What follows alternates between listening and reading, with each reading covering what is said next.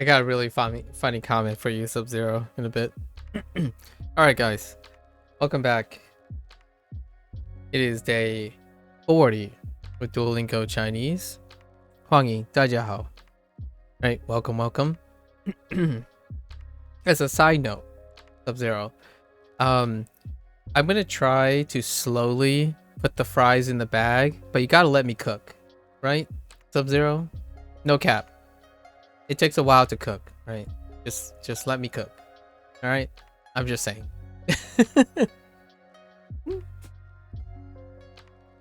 I like cooking. I like that terminology too. The let them cook, right? Let them cook. You're getting a little too natural at this. Bruh, listen, bruh. I got your fries right here.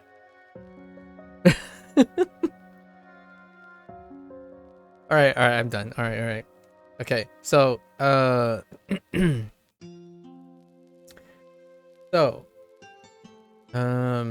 we entered Unit 9. There was a lot of vocabulary in Unit 9. And we're doing this new thing, so we're trying to adjust to this. The volume is a little insane right now, but we're gonna slowly get it, step by step. So we started Unit 9. And when we started new units, we're going to translate and write in English. Wow, we try to remember as much of the pinyin as possible. Right. So, greeting people. Is that really what we were doing, though?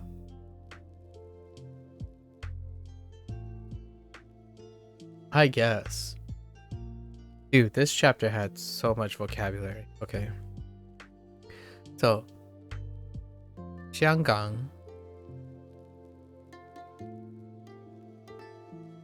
香港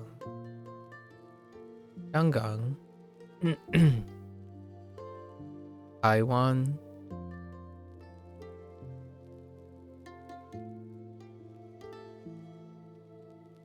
London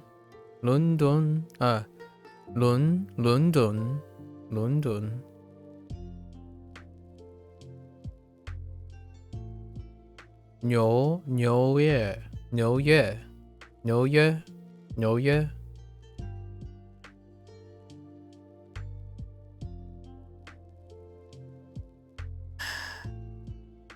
That it for the locations. I know it says greet people, and the first thing I think of is 4 locations.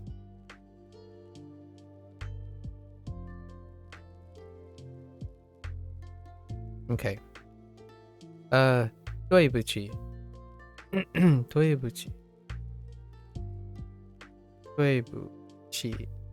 对不起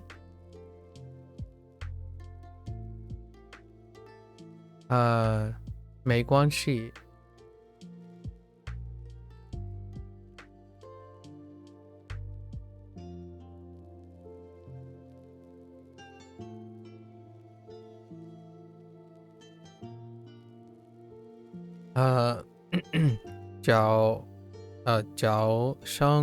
早上好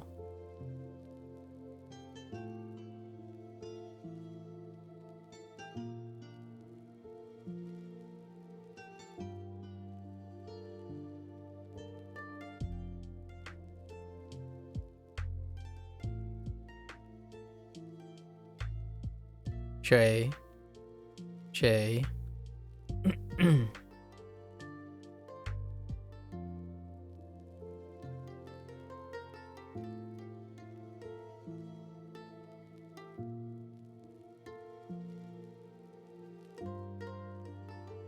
Oh yeah, right. 妹妹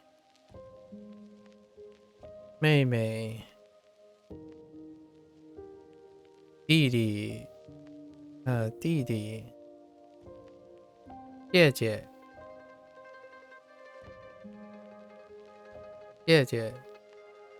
哥哥哥哥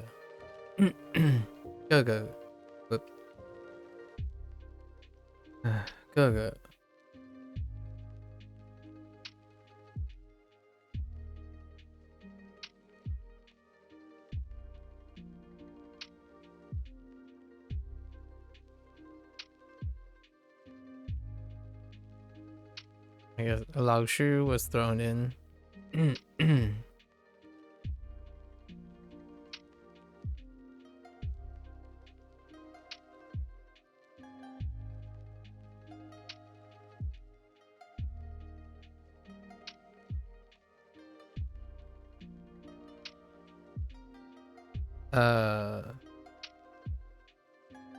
我们的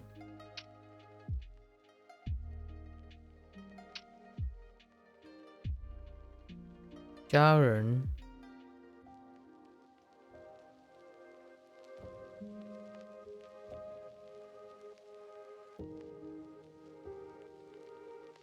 没有没有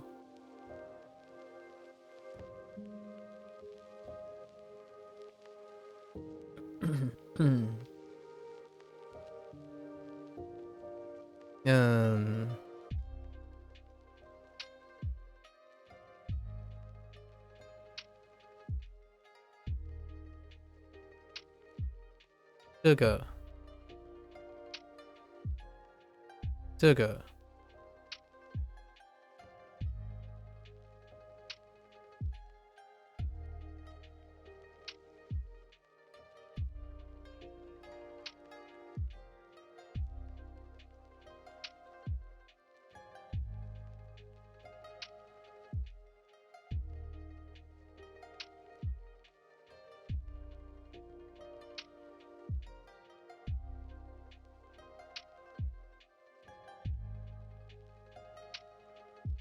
There any other vocabulary?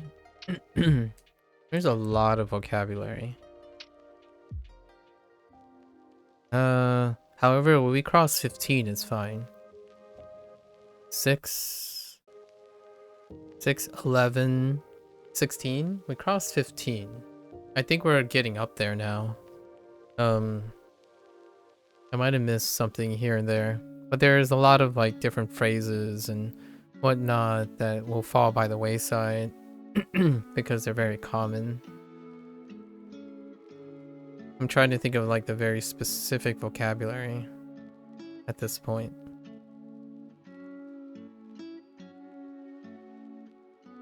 Oh. 住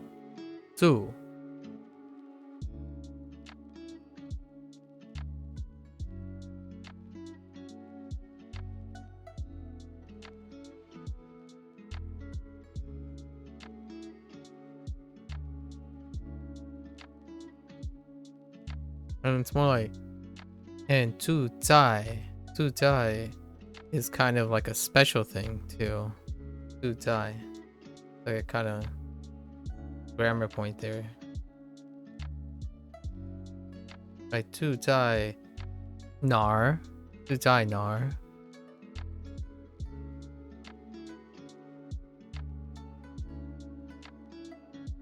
Holy. Yeah, that's a lot of vocabulary. I think the Chinese ones, they do vary in how much vocabulary, but it's getting up there now. It's getting out to the same cap as the Japanese course. Close to 20 elements when it gets going.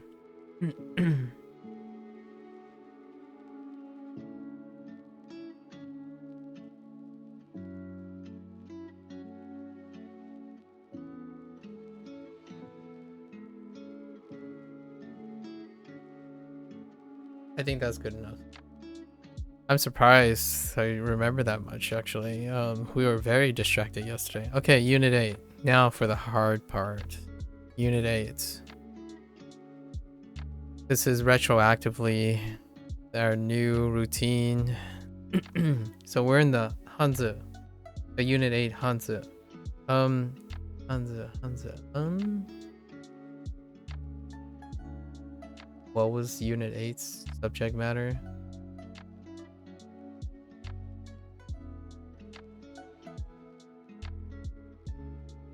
Alright, we're gonna have to take a peek. Describe people. Oh, that helps, actually. You might be thinking, how does that help? Okay, let's go over the unique ones first. Um,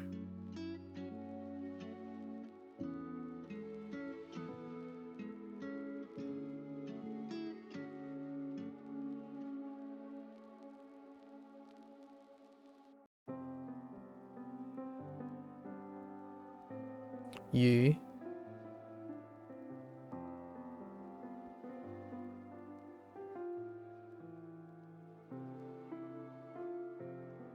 Me.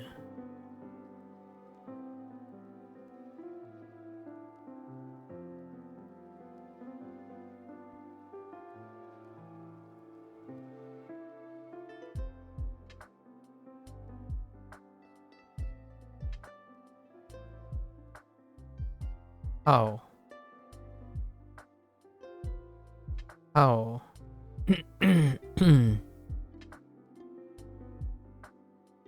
Oh, this one I'm not so sure. I am gonna say, and we haven't actually. So yesterday I went so late that I didn't practice these, the the new ones. So I'm guessing now.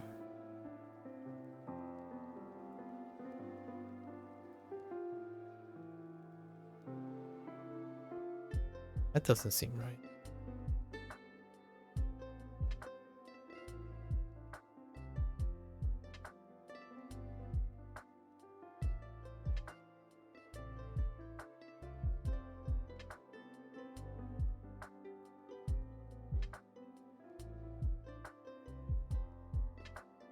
There are 5 new characters, I think.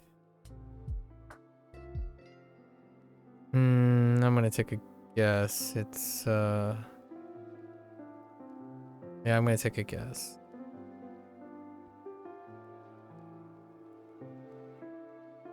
That doesn't look right. So, oh, Homa. I'm trying to guess what the left radical modification of ma is.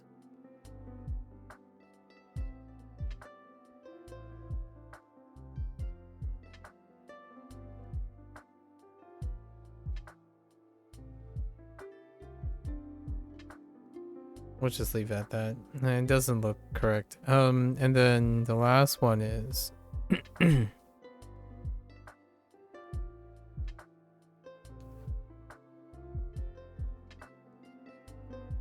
I only remember the right side of the radical. I only remember the right radical.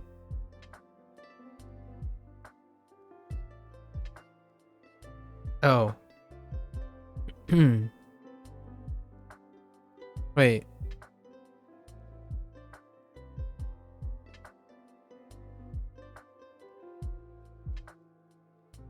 No. I don't remember it.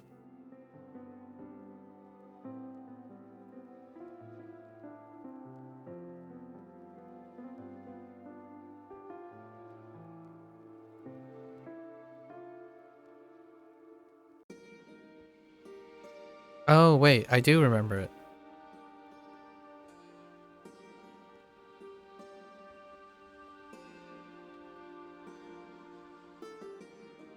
Because of someone else's comment. Hua. Hua. As in 电话. Okay, so those are our novel ones. So let's just throw in the associated ones. These are standalone, right? 鱼, 面, and 号码, 号码, and 店. We'll just add 店 to the side of this.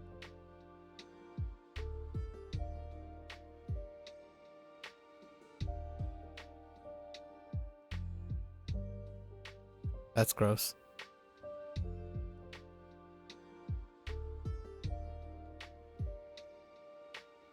So 电话号码电话号码 and then other things in this would be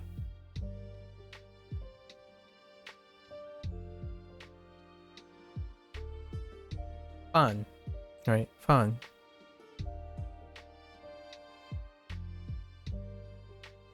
Describe people.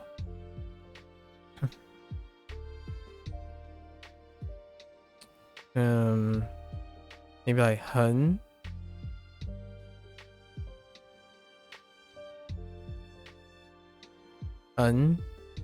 so 很好 很好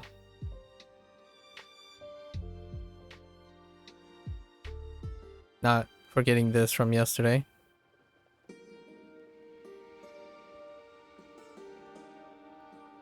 很高兴 right 很高兴 it's kind of yeah describing people yeah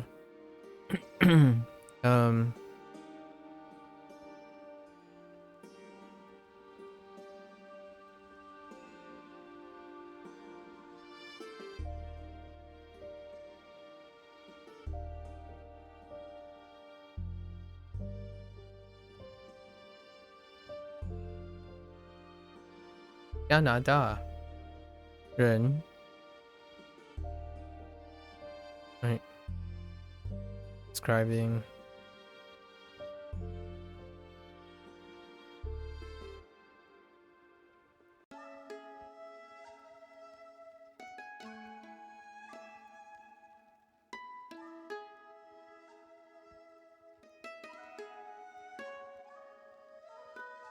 describing what they eat, describing where they're from, how they are, or how they're feeling.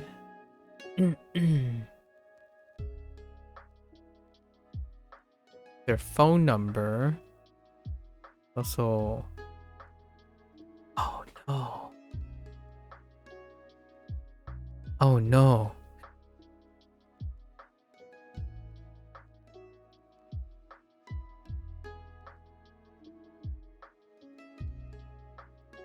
I lost a character. Does it look?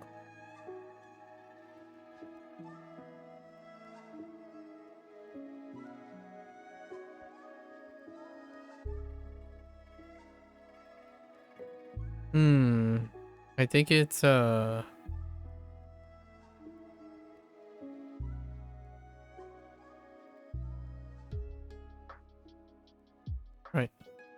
多少 I don't think I have 少多少 so 多少 like 他的电话电话号码是多少 but I'm pretty sure I don't have 少 we need to go back and retroactively learn all those too. Pretty sure that's dual.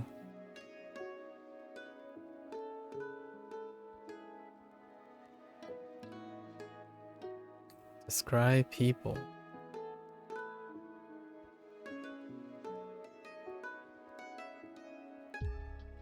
Hmm.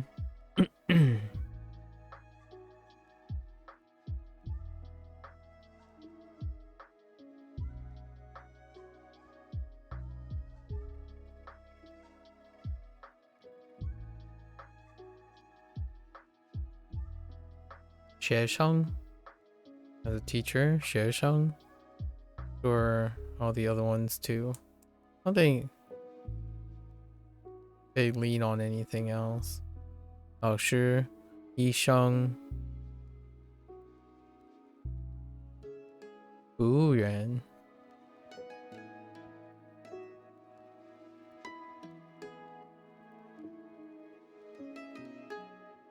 didn't categorize the subjects too, like 音乐 right 音乐熟悉熟悉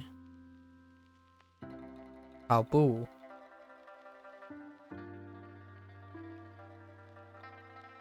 打篮球踢足球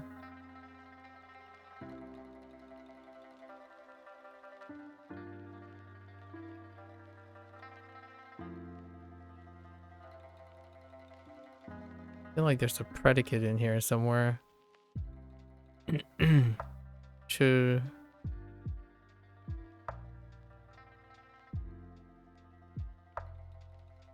不是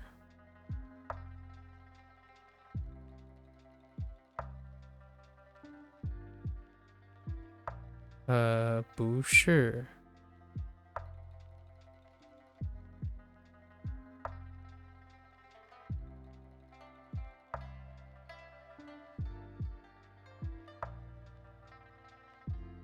No, that's 这 that's 这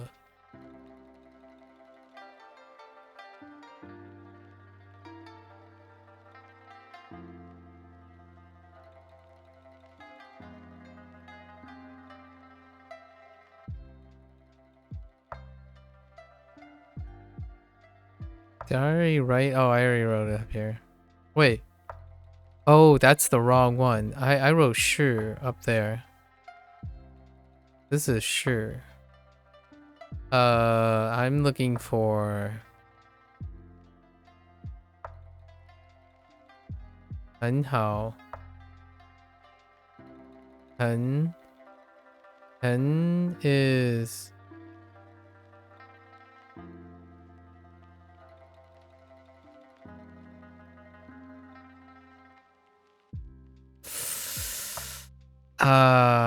no. I only remember maybe like it's this. What's the left radical? I'm gonna take a guess. That doesn't look right.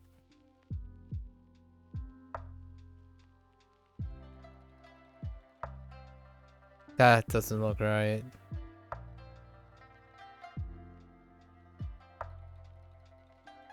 That doesn't look right. Wait. Actually...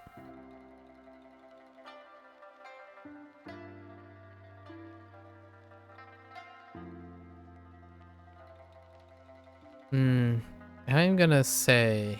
We're just gonna leave it like this. Yeah, this part is gonna be rough until I get used to it.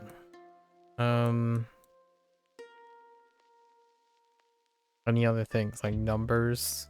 No. Sure. Alright, I think that's good enough. It's not the best. Not ideal. Oh, wait. Describe people. I got another one.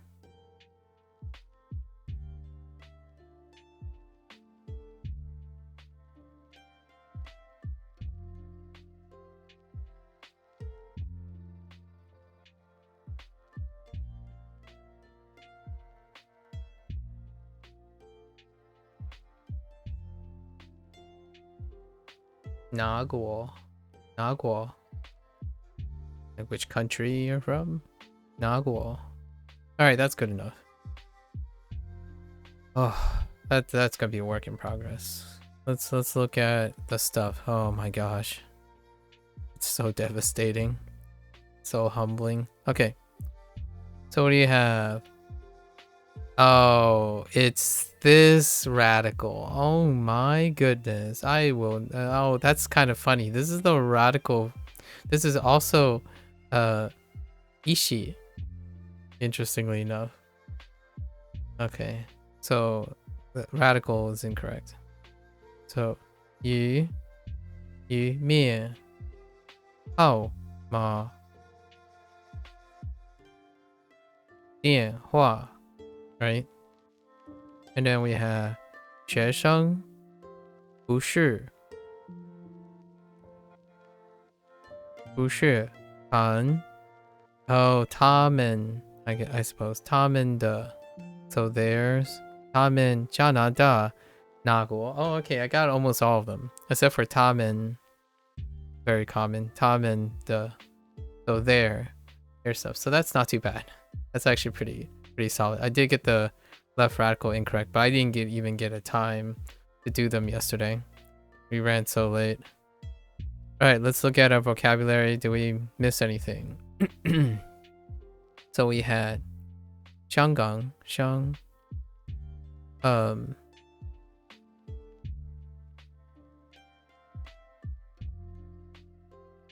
this is 月, 牛月,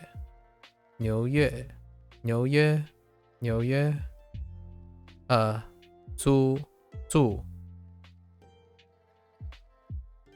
so live.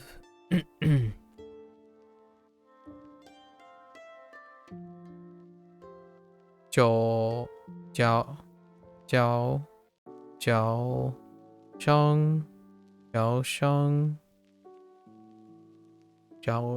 生好 good morning. 早上好 that's fine.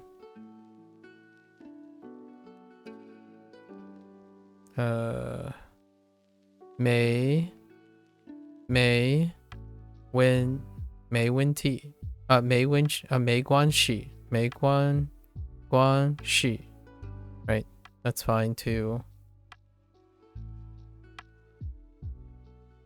This is Dun, sorry, London, so check. This is 对不起 oh sorry 对不起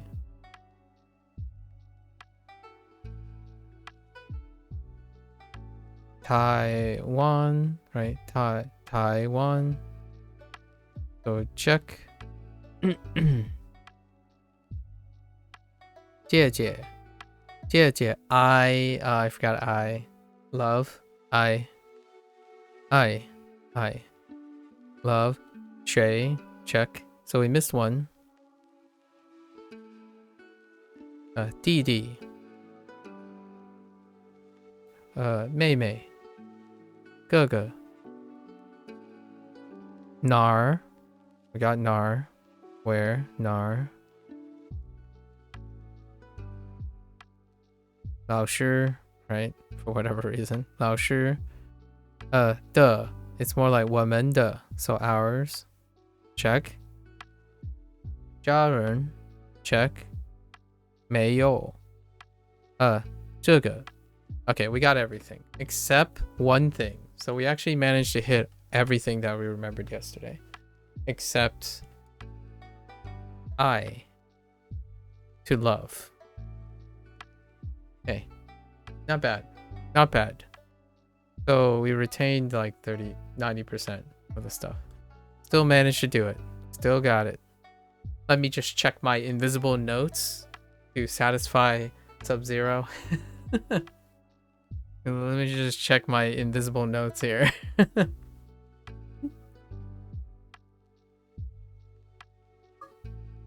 I can Sub-Zero.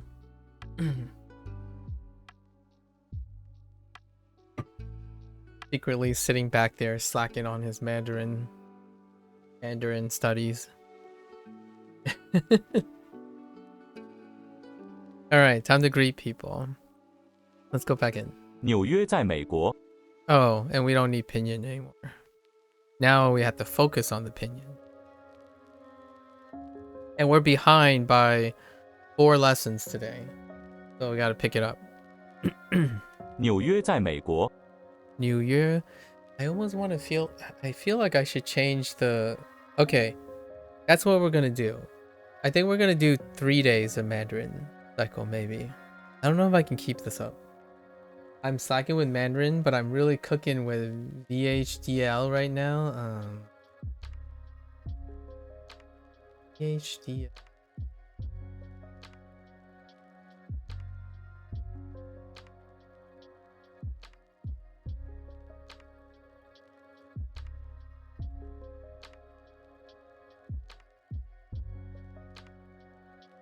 Yeah, I just don't know what it is right now. I'm like drawing a blank on VHDL. It's fine. Hardware descriptive language. Oh, I'm trying to like imagine what it looks like the syntax and stuff. It's fine. 纽约在美国。 I'll let you cook. No cap. 纽约在美国。 New Year. No. New Year. 纽约。 New Year. Yeah, see, that's one character that's missing as well. New Year. New Year. 在。 What were you saying? 纽约在美国。在美国。美国。Okay, fine. 纽约在美国。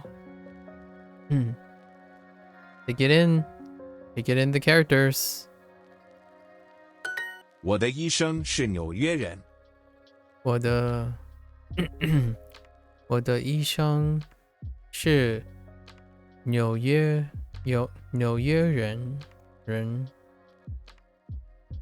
的医生是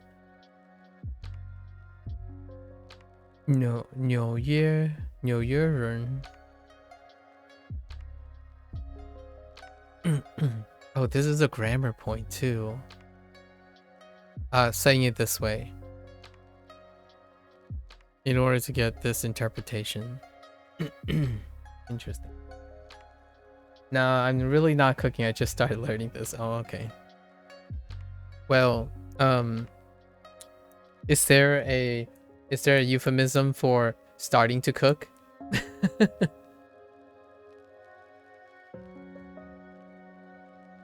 I would use the word pepping. Are you pepping yet? You pepped up? You gotta pep before you cook. I thought of brewing, but that's not. You gotta pep before you cook, man.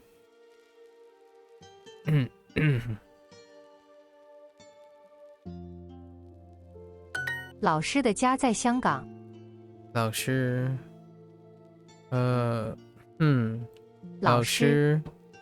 的家在香港。老师的家 Oh, that's interesting. I forgot about that expression. 老师的家在香港。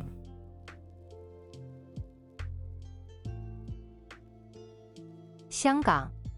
Yeah, we don't have the right side character. Oh, 香港. I keep thinking they're going to bring it and add it in at some point. It's like they're just strategically omitting characters. 老师的家在香港。他们住在哪儿？他们住在哪儿? Yeah, 住在哪儿. That's a grammar point. 他们住在哪儿?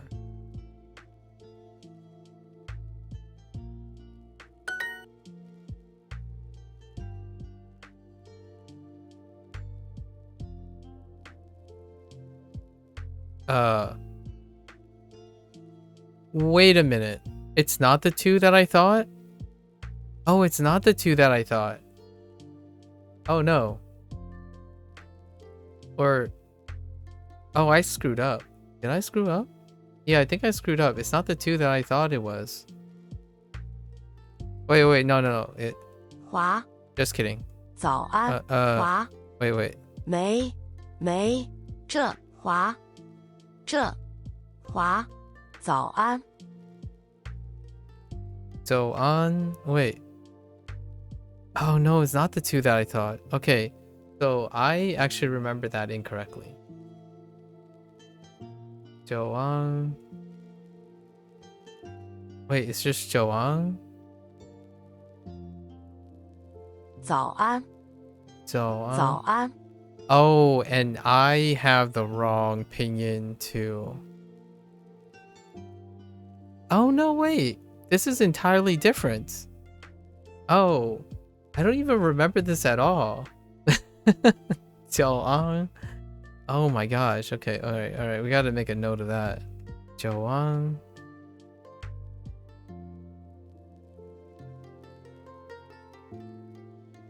What? When did I get this? 他早上不喝茶。 I only remember the Jiao jiao part. I thought it was jiao jiaoang. Really? Maybe they gave me 2 good mornings. I don't know. I could have sworn it's not Joan. Anyways, that I received. Ta jiao. Wait. 他早上不喝茶。早。Ta jiao. Okay, morning. That's fine. Ta jiao. Ooh. Ta jiao shang. Oh. Yeah. Ta jiao shang. Yeah. Oh wait, I did have this character. Cause it's Shang Wang, right? From Shang Wang. What tone is that? Zhou Shang? No, just neutral. Zhou Shang. Yeah, Zhou Shang. This is the one that I remember. Zhou Shang. Okay, so there's Zhouang and Zhou Shang.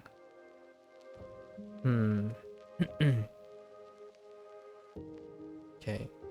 Ta jiao shang bu he bu he cha.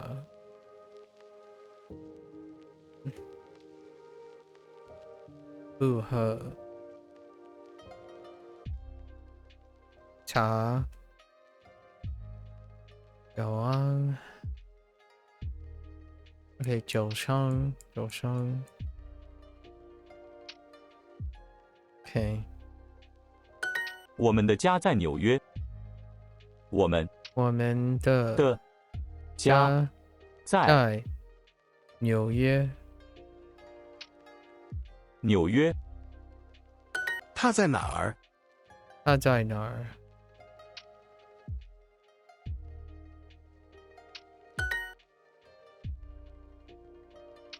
Okay. 老师的家。Oh, I almost had it. Oh no, I didn't have it. Never mind. I had the wrong radical on the left. So yeah, I messed up. Yeah. So I messed up this part. And it's not this. I thought it was this radical. But yeah. So I messed up. Hun, right? Hun. I gotta remind myself of Hun. I screwed that one up too. I already knew that. I was taking a guess. But 老师的家在香港。香港。香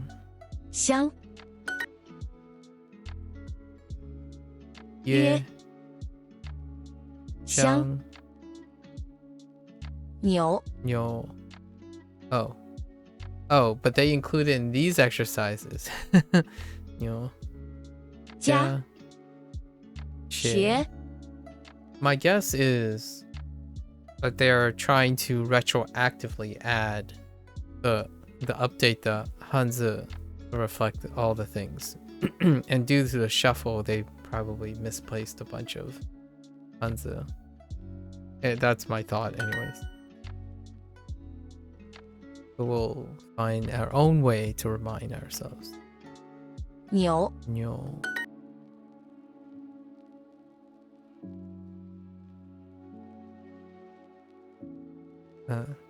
耶牛王香鱼约名字二住学生鱼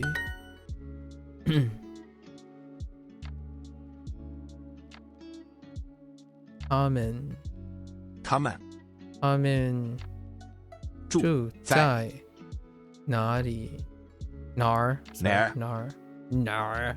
nar that's a grammar point because I try to say where nadi instead of nar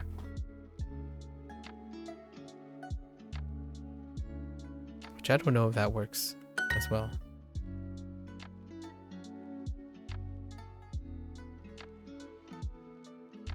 Ta. 他在哪儿？哪儿？ Okay.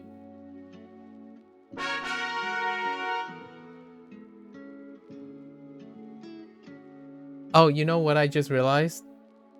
Instead of cooking, you're food prepping. Let you prep before you cook. I think that's a little too sophisticated. Sub-Zero. Let them prep before they cook. No, I think that's too culinary related. You know, food prep or cooking.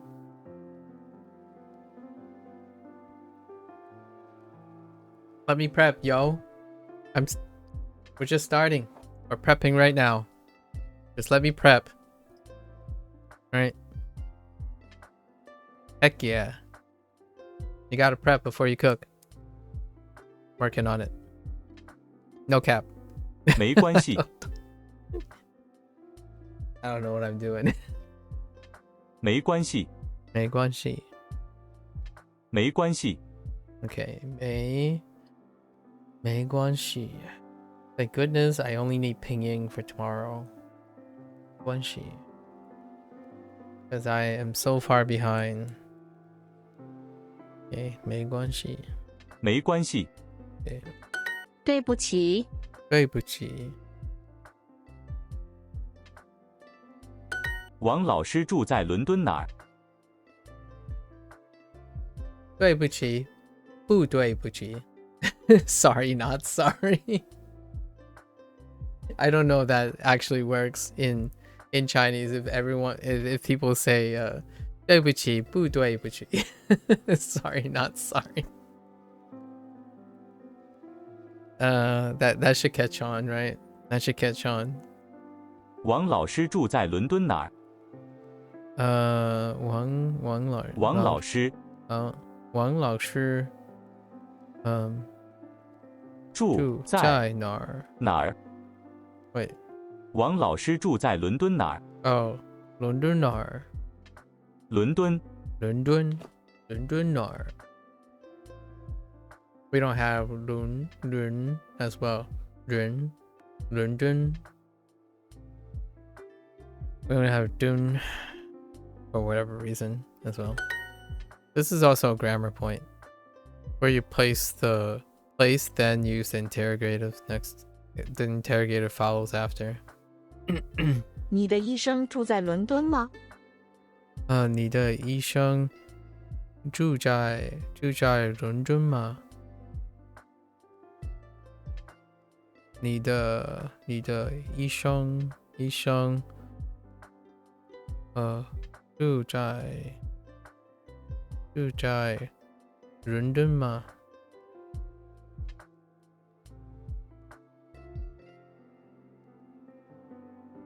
我的家人住在加拿大。我的我的家人家人住住在在加拿大。加拿大。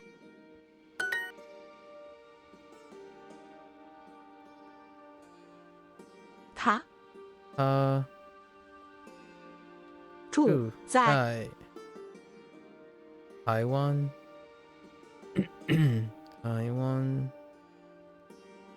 台湾。 We don't have one. What is happening there? What's going on right there? It's so hard to make out. 起 T. Wait. 起起起起不可起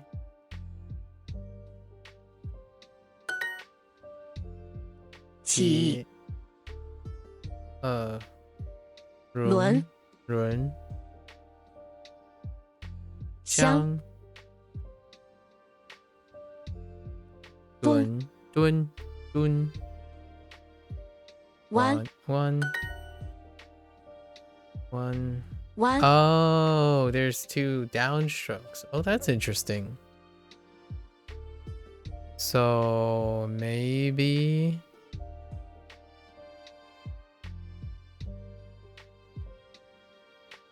oh, it's that same radical again. Yeah. And then yeah, you throw in water. Interesting. That's a little thick. I made it a little wide here.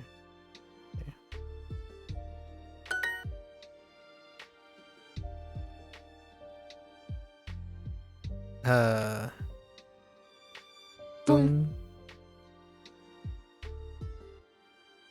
牛起 Oh, these are the characters that I haven't seen outside of the exercises. 弯 轮 Run. Almost all of them. Dun is the only one. Oh no, and T. My bad. Dun 轮 对不起，对不起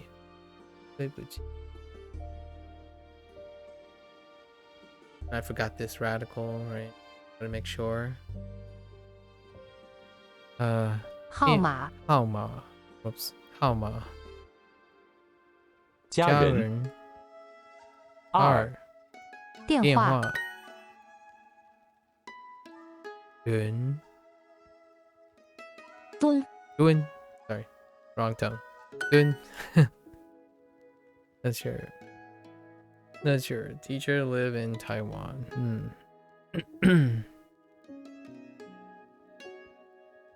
Ow. Yeah, I think we're gonna take that approach. We're gonna switch Mandarin to 3 days until we catch up. I gotta think about it. I'll keep going for now. 你你的老师老师住在台湾吗？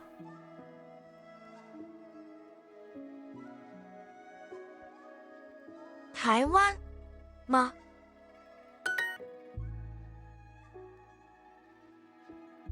我家人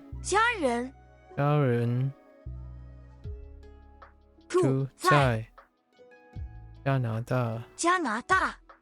我的 I usually here I would omit as well. I would omit the duh, but that's like a grammar point thing. Like 我家人 you don't have to say 的我的 honestly, but fine. Unless I'm screwing it up. No, I'm not screwing it up.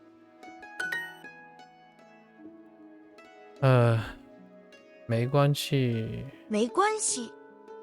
再见。再见。哎，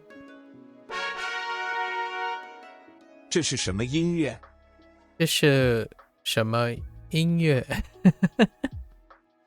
？What is this music?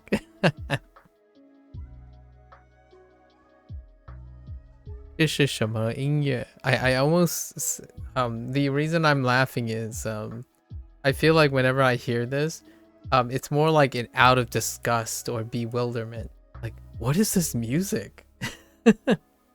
Like from an adult, like from my parents or something. It's like, what are you listening to?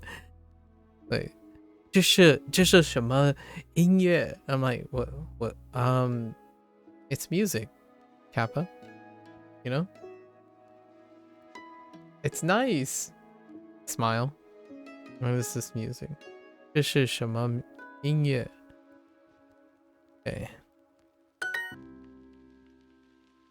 Wait. It was another correct answer. Huh. Oh, and not sponsored, of course. 我爱纽约。纽约 Oh yeah, 纽约 Right, It's going down. 纽约。我爱纽约。我的姐姐很忙。Okay.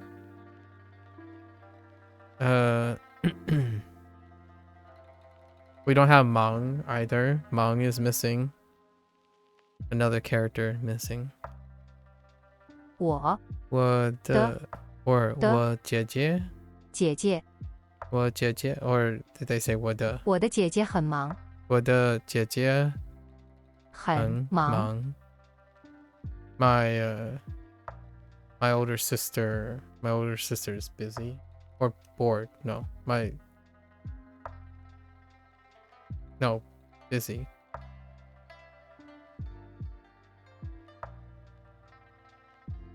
Bored? Busy? Oh no. It's busy, right? Yeah, busy. Uh, 我的姐姐很 okay 很 okay 姐姐这是什么？这是什么？她有姐姐吗？她有她有姐姐吗？姐姐吗？这是你的爸爸吗？这是你的爸爸吗？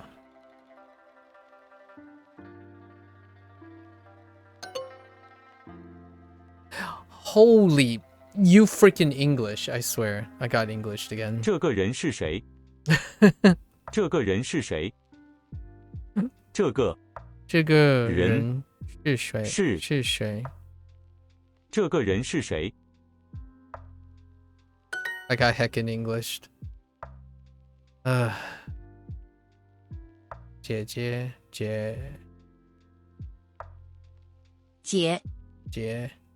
那个人是谁？那个人是谁？是谁？谁？爱他他有四个姐姐。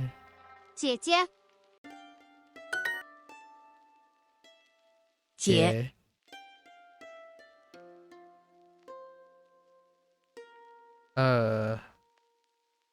分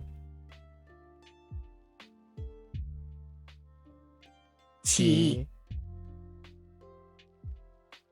湾爱我爱我的妈妈。妈妈 Yep. 爱姐蹲香轮人 Oh my gosh 人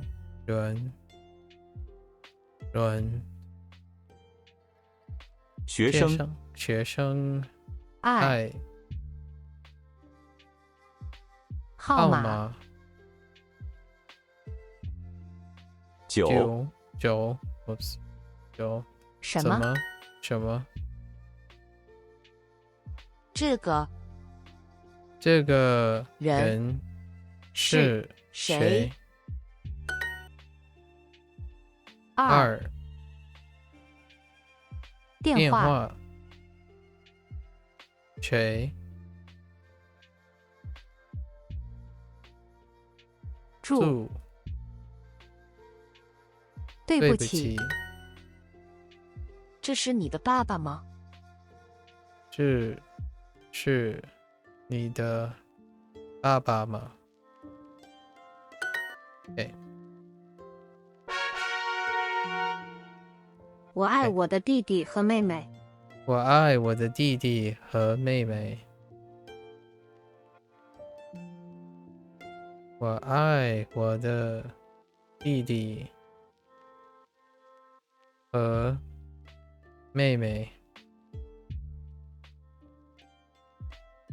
我也没有妹妹。我也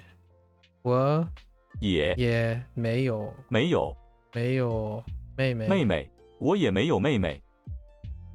李老师没有弟弟。李老师没有弟弟。李老师没有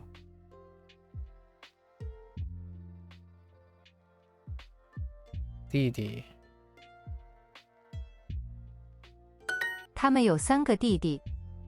他们有3个弟弟。他们有3个弟弟。他们有3个弟弟。我的爸爸没有妹妹。我的爸爸没有妹妹。我的爸爸没有妹妹。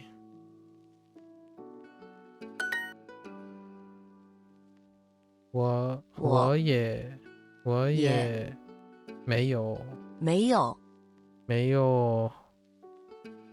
妹。妹妹，你有哥哥吗？有哥哥吗？你有哥哥吗？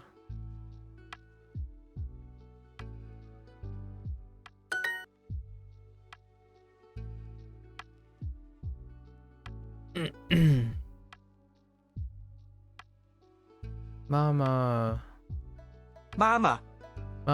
也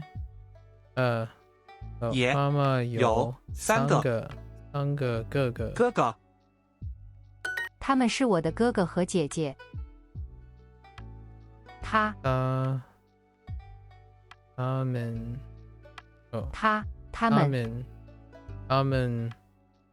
Oh, interesting. 他们是我的哥哥和姐姐。他们是我的哥哥和姐姐。Interesting how that works out. That might be a grammar point, actually.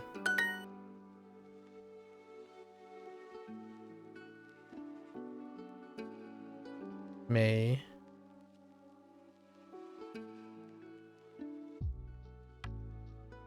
弟 Oops. 奴妹 Oh, right. May. 妹 I'm looking for a different May. Oh no. It's begun. You have 3 younger. 他们有3个弟弟哥王医生有5个妹妹。王医生王医生有One? 王医生有5个妹妹。哦，5个妹妹。Crazy. 弟哥妹弟约姐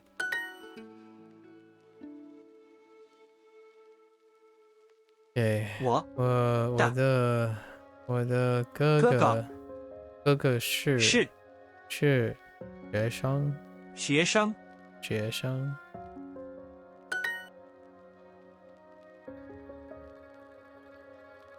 他们是我的和 Oops. 和我的哥哥哥和和姐姐姐姐。姐姐 Yeah. Oh yeah, yeah, yeah. The tone doesn't change. 姐姐 Yeah. Yeah. Okay. Continue going. 这是你的爸爸吗？这是你的爸爸吗？我们早上喝咖啡。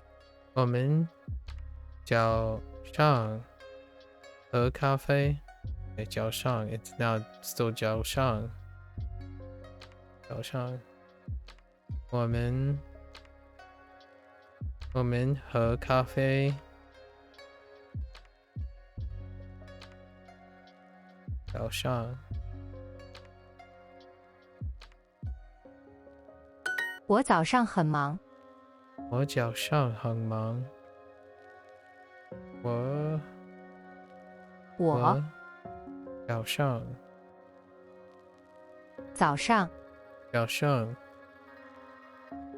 很忙。忙。我早上很忙。那个人是谁？那个人是谁？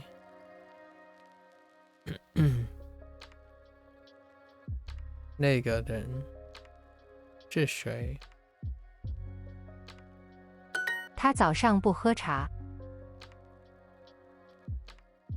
对。他早上不喝茶。他早上不喝茶。没关系。没关系。对不起，没关系。对不起，没关系。对不起，没关系。Oh, wait. No, that's fine. Yeah, that's fine.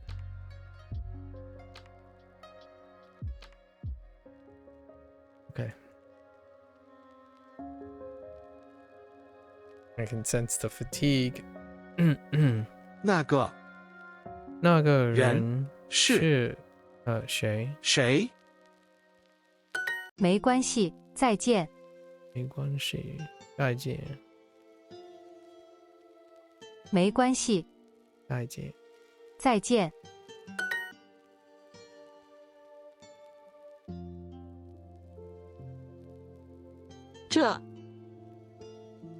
这是你的爸爸妈？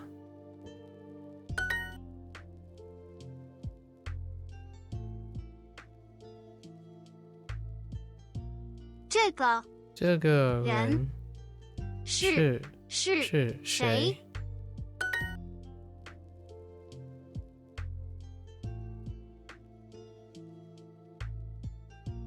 这是什么？英文no 音乐。音乐。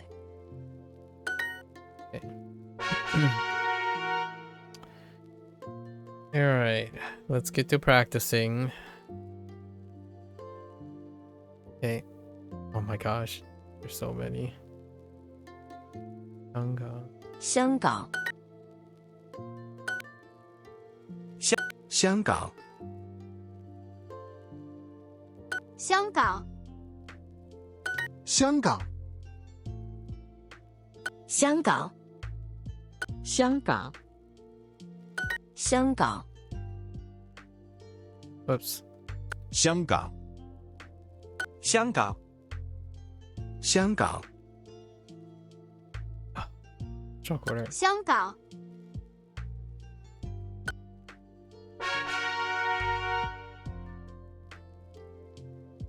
住。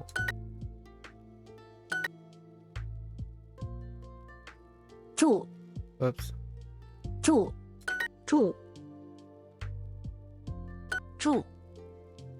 住。住。住。住。 I see they didn't modify the tone on those choices. 住。 They sounded exactly identical. 住。for that choice. That one choice with the different tones. Interesting. 早上，早上，早上，早上，早上好。早上好. Yeah, that's the phrase I was 早上。 familiar with. Not 交往，早上，早上好，早上，早上，早上，早上，早上，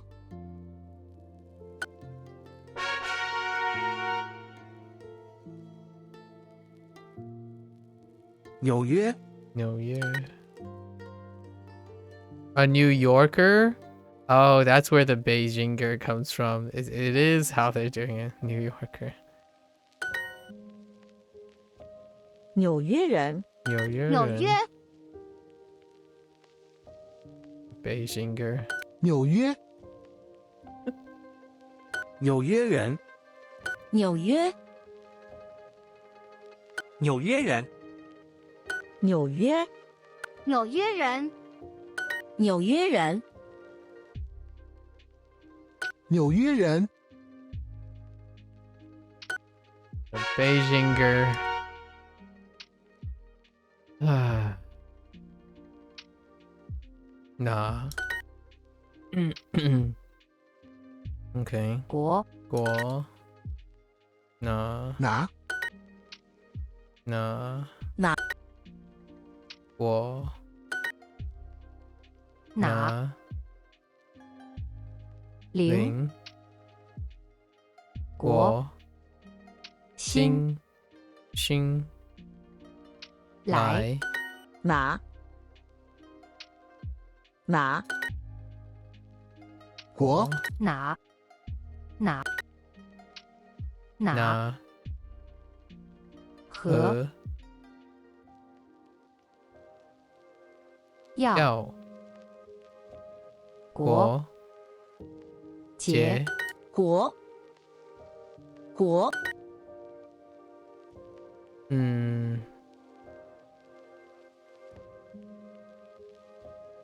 八，八好，好是，是哪，拿国，哪，哪国人？国，里，哪，呢，对，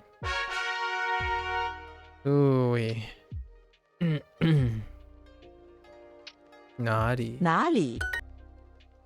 哪 They're doing it 哪里？哪里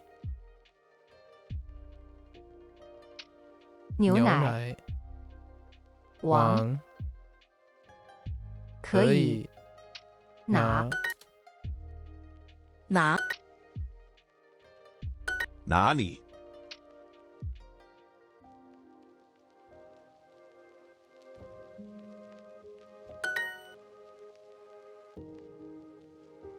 哪里？哪，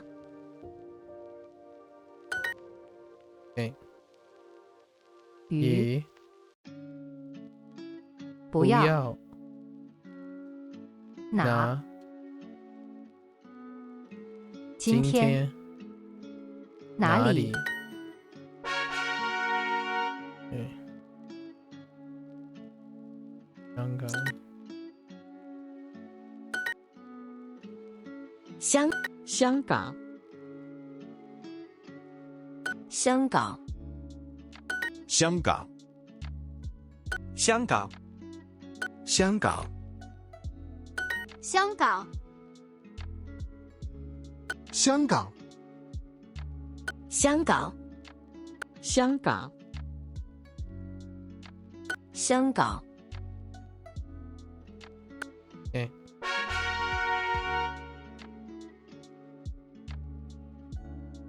住 Oh, you know what? This is this translates to kanji as well. Ooh, I like it. 住，住，住， I totally forgot. 住住住住住住住住住住住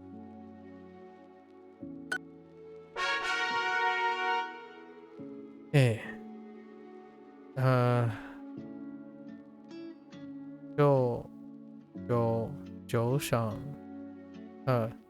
九上好，早上好，早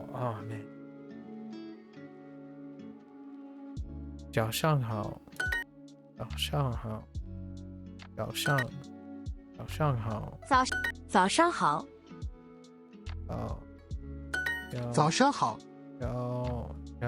早上早上好，早上好，早上早上早上早上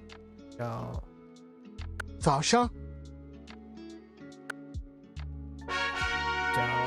上对，哪儿？香港香港哪儿？哪儿？哪儿香港。OK， 再见哪儿？儿？香港哪什么？哪儿？哪儿？香港哪儿？哪儿？香港对吗？对吗？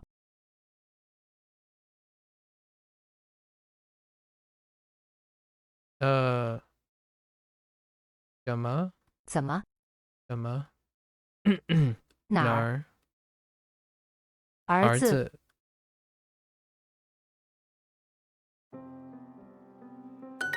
香港香港香港什么？么？哪儿？儿？哪？第一香港哪儿？哪儿？这个这个哪国人？哪国人？哪国人？香港香港哪儿？哪儿？对吗？对吗？哦，OK，和香港，OK，香港和和香港香港香港会香港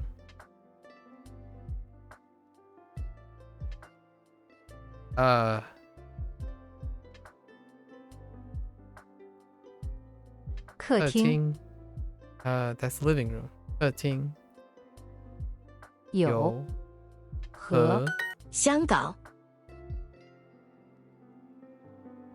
和和香港香书和香港节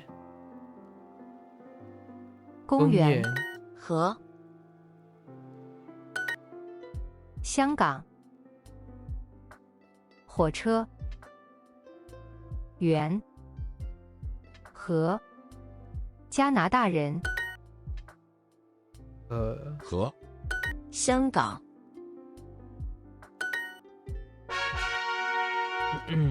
哎，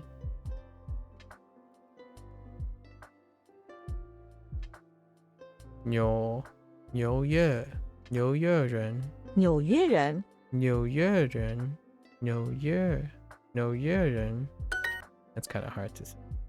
纽约，纽约，纽约纽约纽约人，纽约，纽约人，纽约人，纽约人，纽约人，纽约， Get more with Not right now. 哪儿？哪儿？哪儿？哪儿？ Oh, they even added that? 口、 Oh. 哪？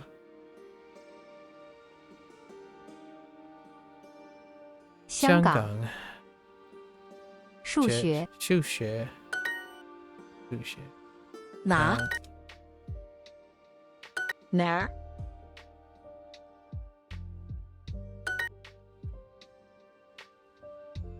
哪儿？哪？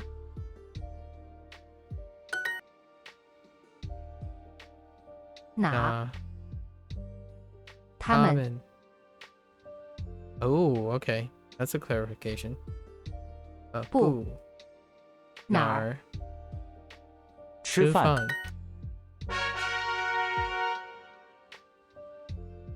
嗯。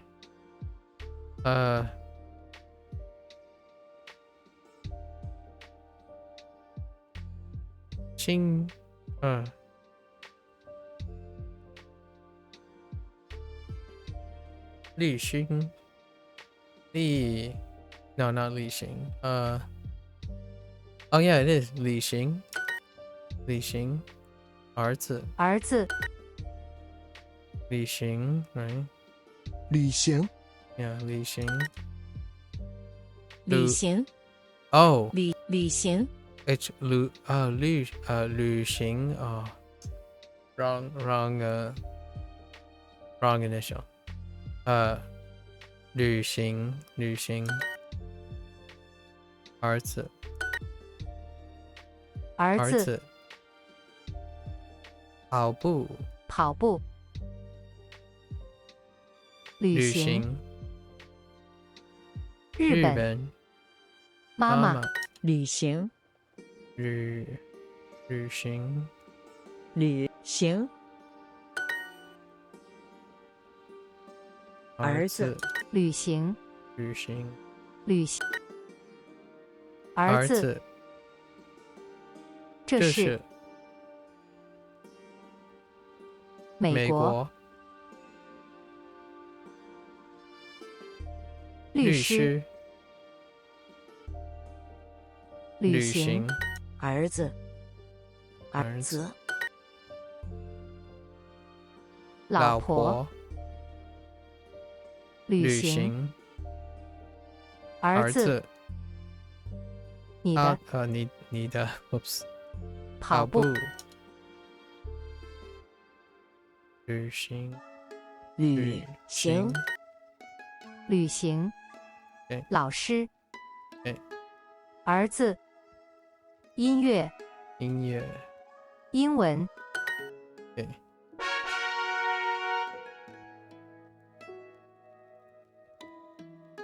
住。住。住。住。住。住。住。住。住。住。住。住。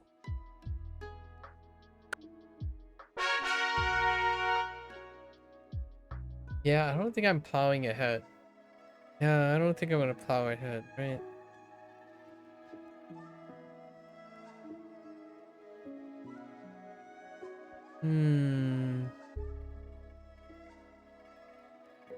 Are we filling on the back end? Dang.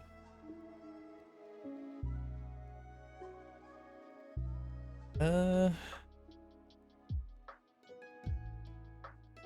guess we can keep going.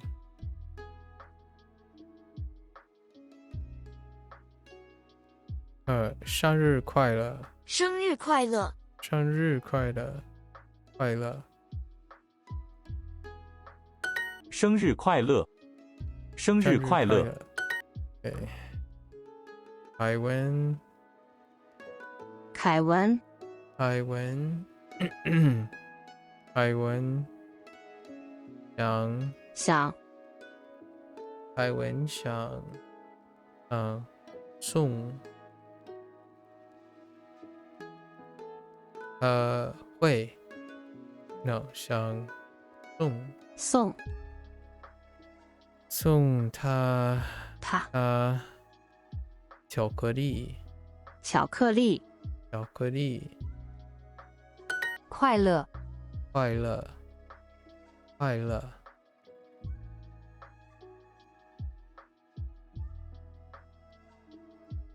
快乐，快乐。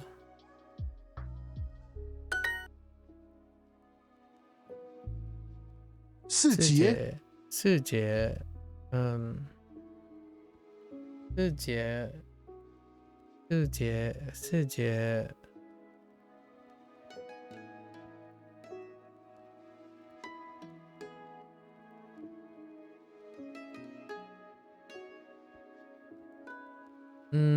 ，I don't know.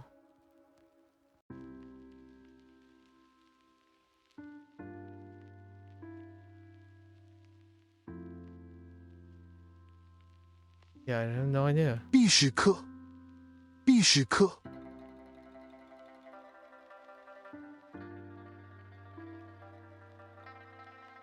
That doesn't sound right. 历史课，历史，历史，历史课，历史课，历史。That's part of the 10%. 历史，历史。谢谢。谢谢。我喜欢，我喜欢喜欢你的你的礼物。礼物。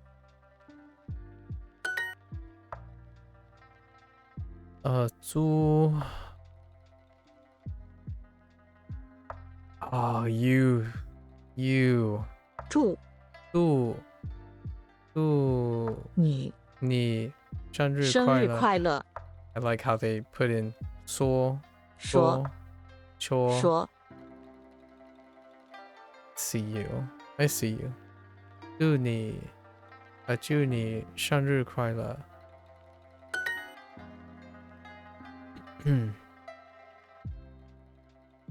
我们都有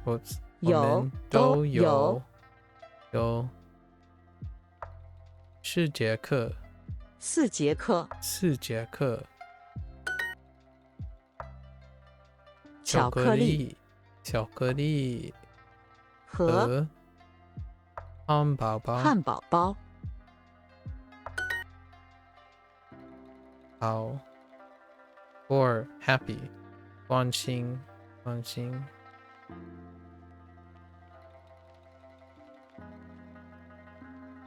Wait a minute. Oh, 快乐 works too. 快乐，快乐 yeah, that's nondescript. 快乐 works too. 你的礼物。礼物。 Are you so aggressive with the 物？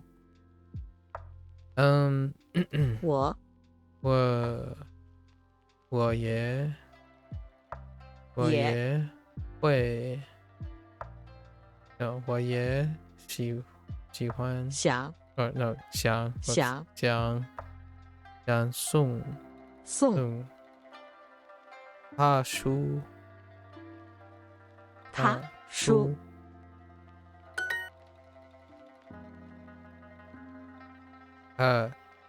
明天下午 ，no， yes， not 明天下午 ，that's tomorrow afternoon。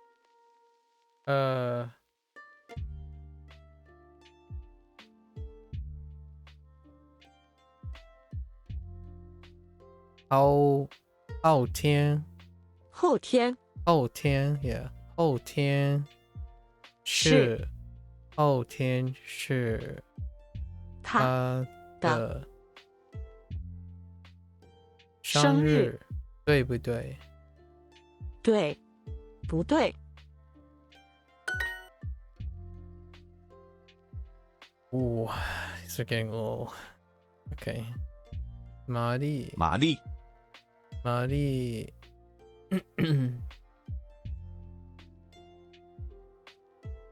后天，后天是你的生日，日，对不对？对，不对？凯文凯文会送他水果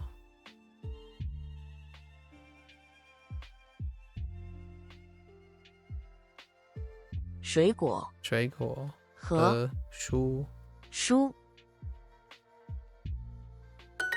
Okay.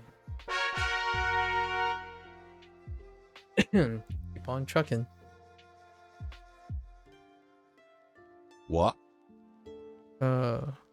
我有两个新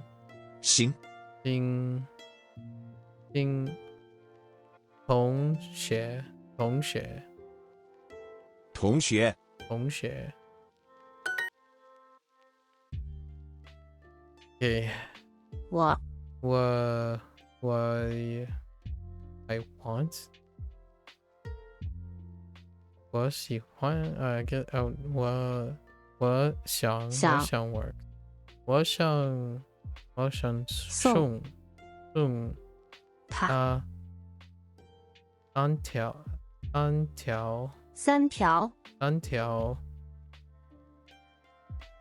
skirt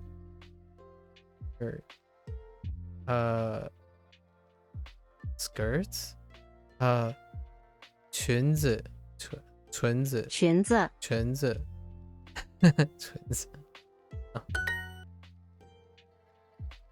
对okay. My gosh. Okay. 对，我有一个新老师。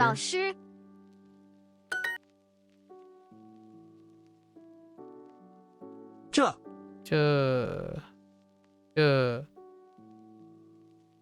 绿色的裙子很漂亮。绿色。可以 just 跟 B 选绿色的裙子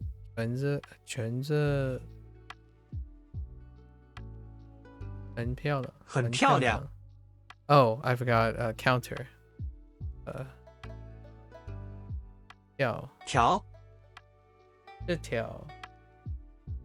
这条绿色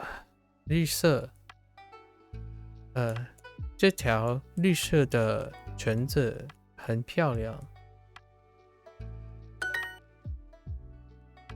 凯文也会去他的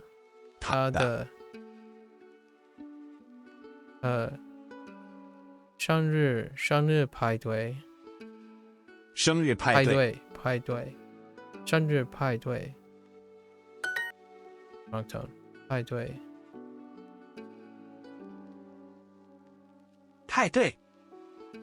And I don't think I ever received pie. Yeah, no pie.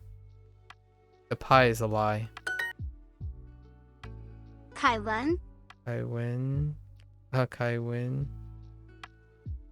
会去他的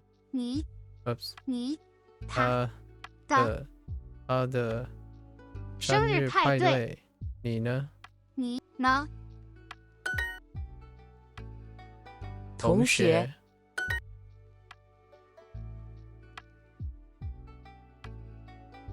他喜欢他喜欢白色白色白色围巾吗？围巾围巾吗？大 I've got 白色的围巾吗 ？OK， 这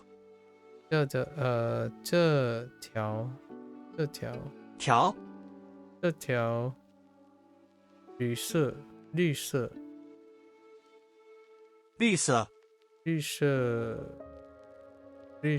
裙子会大的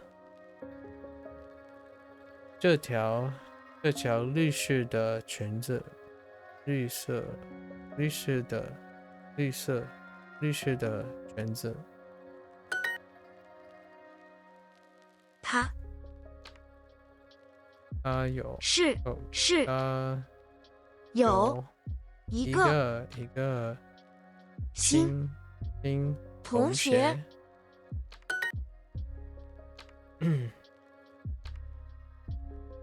你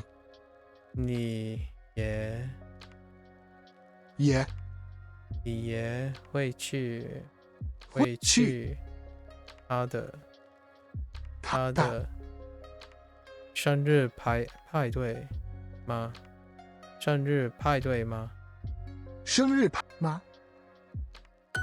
对，他会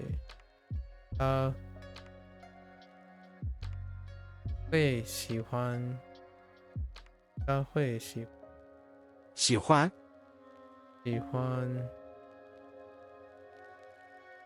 绿色的裙子吗？绿色绿色的的裙子吗？玛丽和凯文，玛丽和凯文，凯文和玛丽。Fair enough, I'll take it. 凯文也有两节课。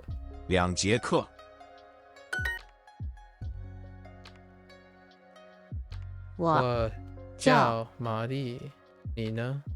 玛丽，你呢？一个同学。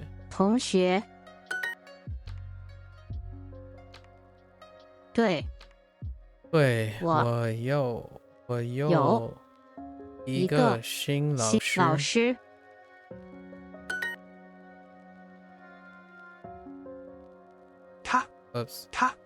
我也会去他的生日派对。他 Hello there, Jack.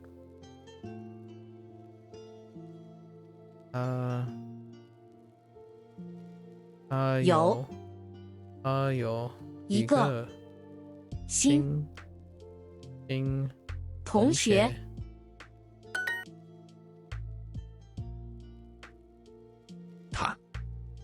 他会喜欢，他会喜欢白色的围巾吗？围巾吗？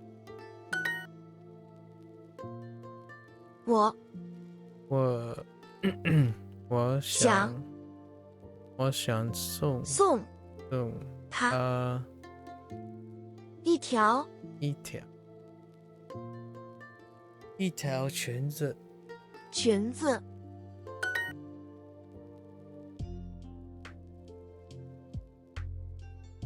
我有4节课，四节课。4节课。凯文有两节课。2节课。I like these ones. 凯文和和玛丽。玛丽。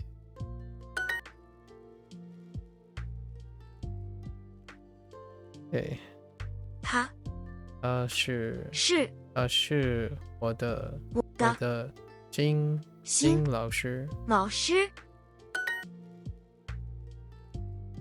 我有1节课。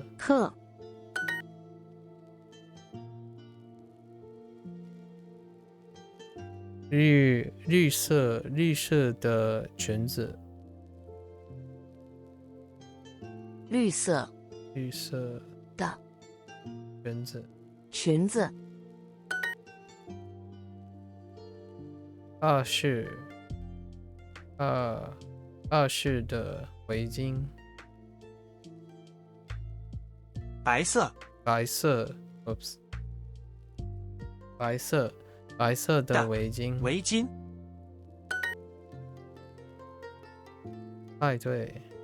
派对。Okay. Up and away. Vigilant. Stay vigilant. Stay focused. We got this. Oh, which by the way, Jack. Yeah, that album is some atmospheric. That's some atmo right there. It's a quite reminiscent of very specific soundtracks that I've listened to over my long life. My longish life. It's certainly a mood, Jack. 我的家人住在加拿大。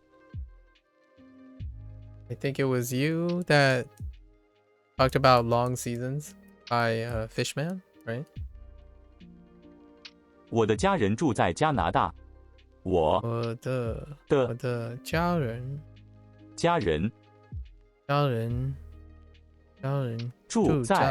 住在加拿大。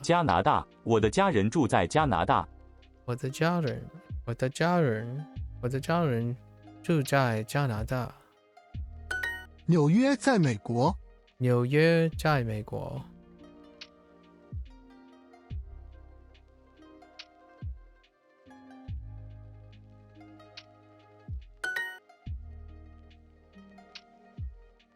湾。他住在台湾。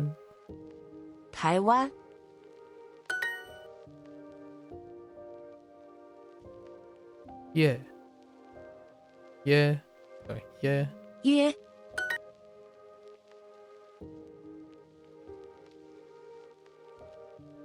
我的学生住在伦敦。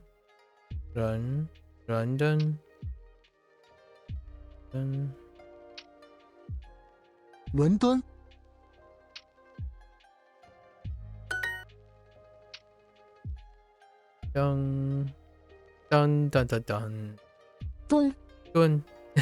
他的家在香港哪儿？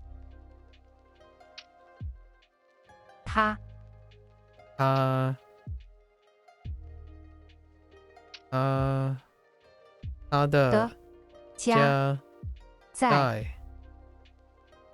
香港。香港哪儿？他的家在香港哪儿？他的家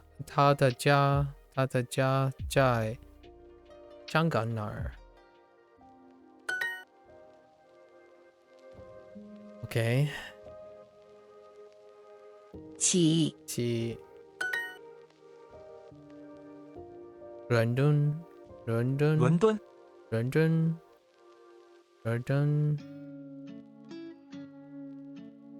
在在英国。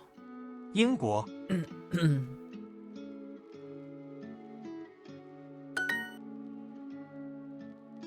人人轮人人那对不不起起，没关系，没关系。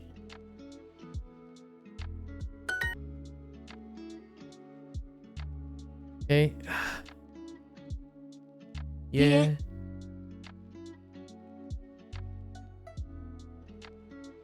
牛香马号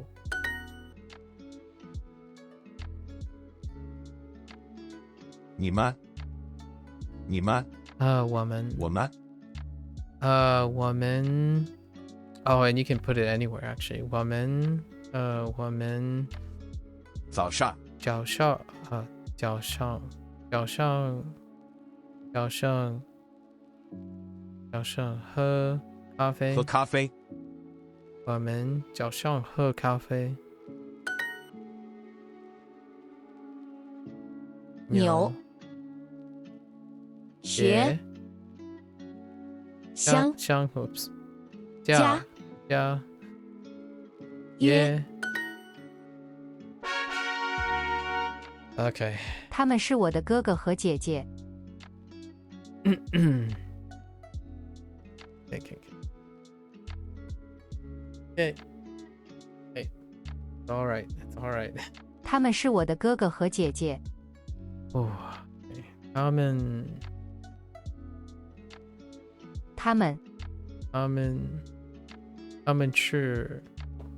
是我的哥哥和姐姐姐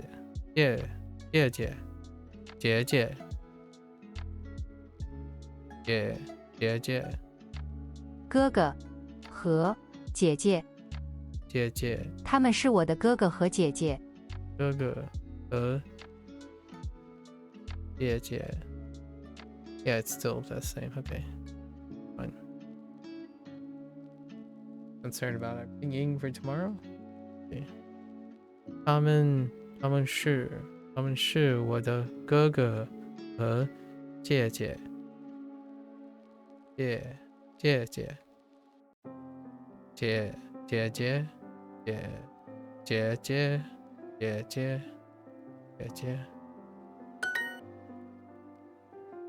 弟，他有姐姐吗？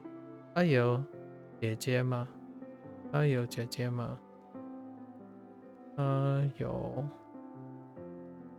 吗？You gonna switch it up? Fine. Hi. 爱，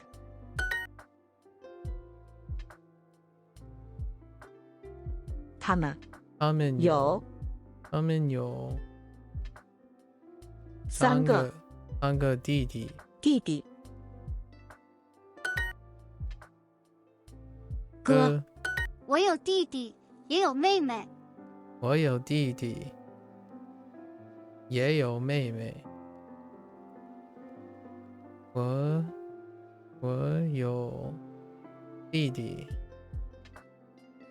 有弟弟，也有妹妹。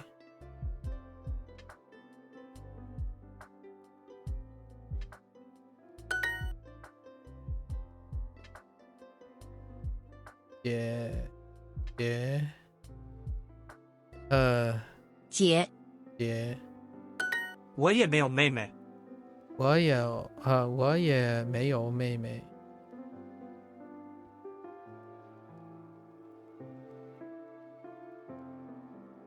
妹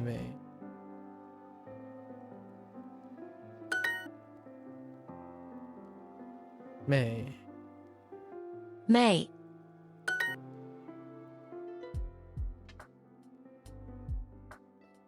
这是，这是王老师，王老师的爸爸。这是王老师的爸爸。哥姐姐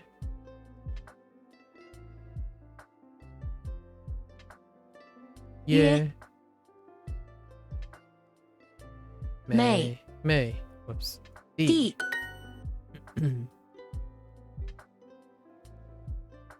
他们是谁？他们是谁？兄妹哥乡弟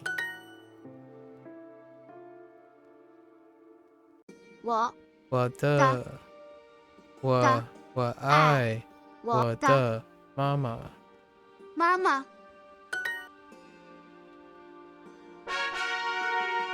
Up and away. Let's keep going. 我早上很忙。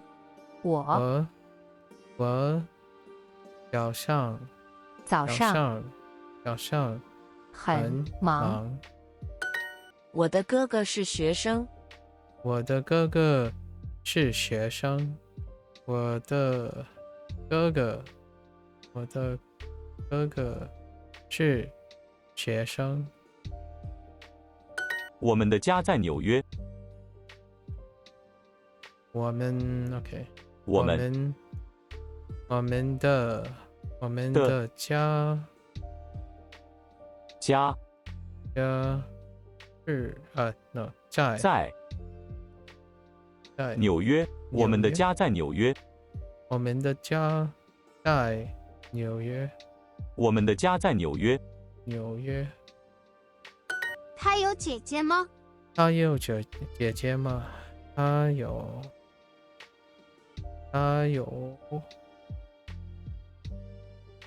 姐姐吗？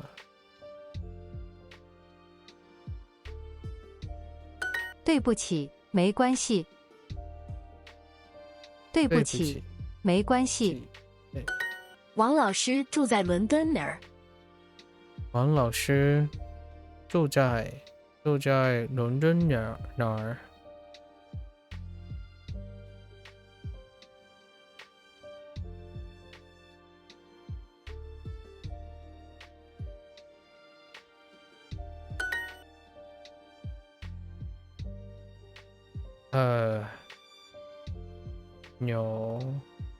牛。他们有三个弟弟。湾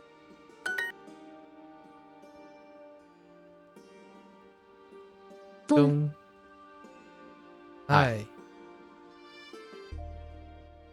姐伦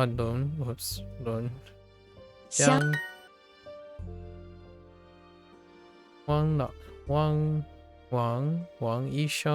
王医生有五个妹妹。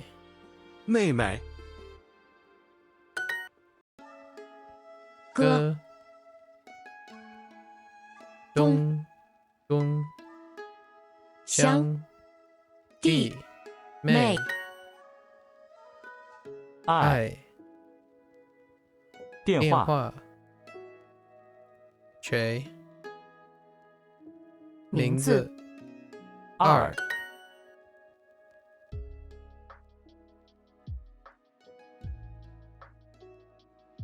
他们是谁？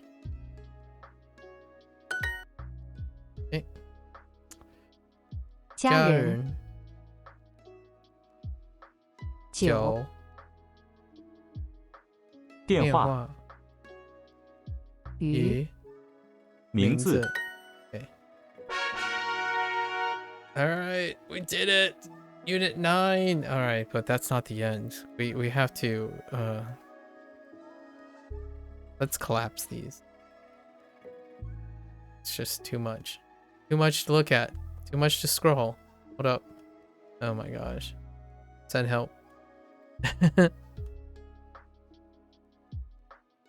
What unit are we on? Unit 9? Okay. So now we have to get all the pinyin, right? For tomorrow. And then I really should do some additional exercises to fill in the gaps. So we'll do the review for the pinyin, go back to Unit 8, do a few more of those exercises. Right? So let's write the pinyin on the side. Right? So we have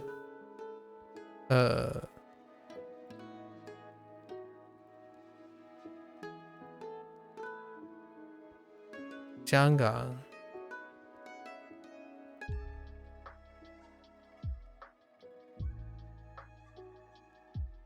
纽约 杜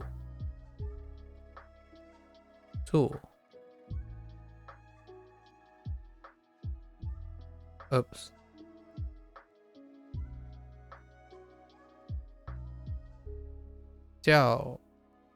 叫声 and 叫昂 as well 叫昂 and then 叫声好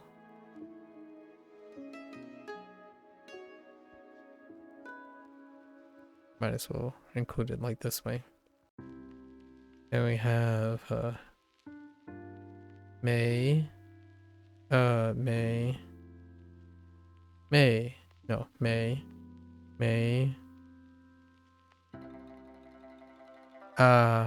美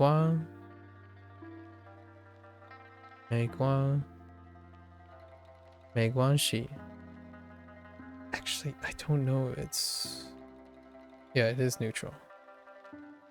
Oh but this is tone 1 美光系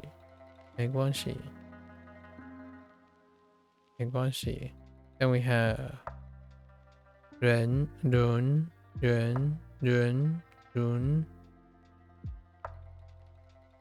yeah 伦敦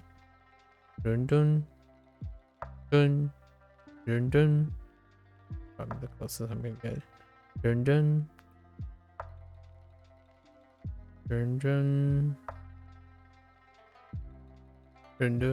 then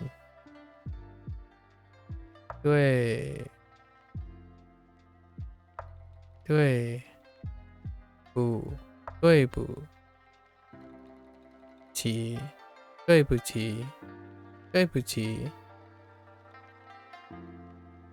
不起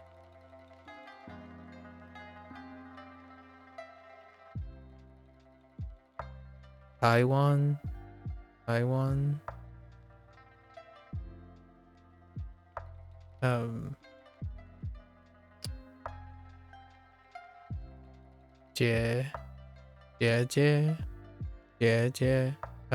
姐姐 爱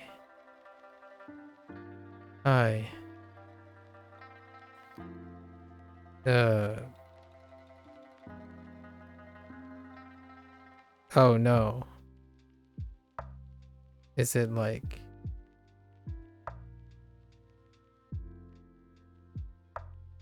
Shay?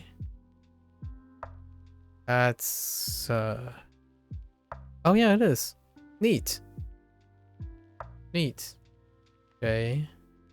J 弟弟妹妹哥哥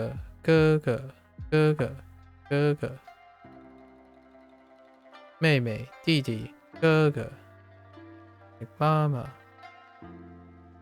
爸爸。Okay. We have also nar.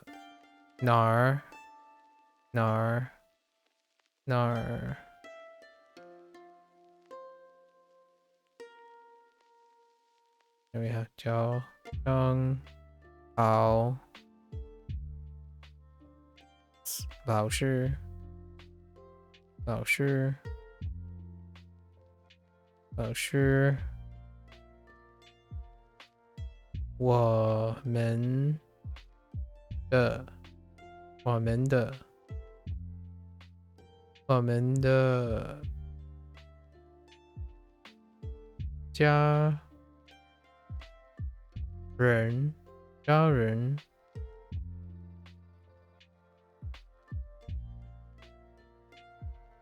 没有，没有，没有，没有，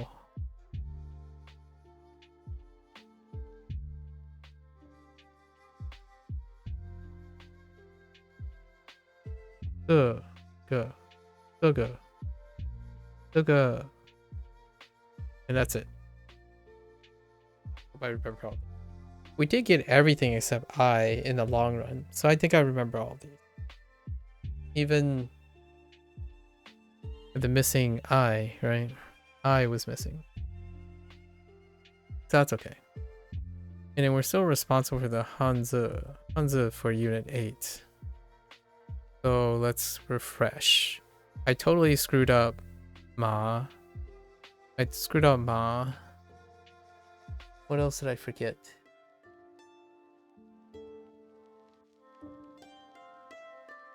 Ma and Tamen. Alright, let's do a bunch of these. 米饭，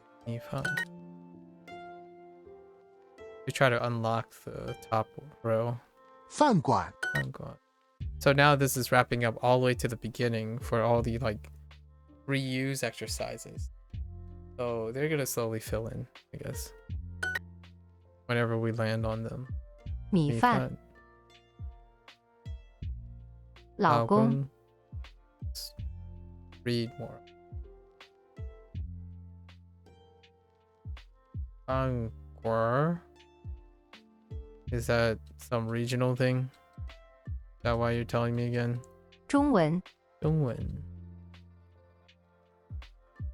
饭馆，饭馆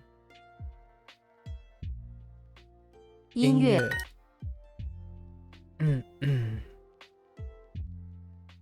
饭馆，饭馆米饭，米饭米饭，饭馆， Oops.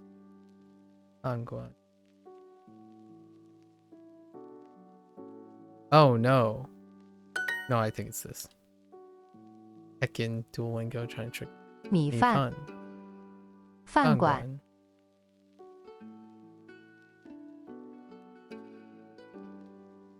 律师，律师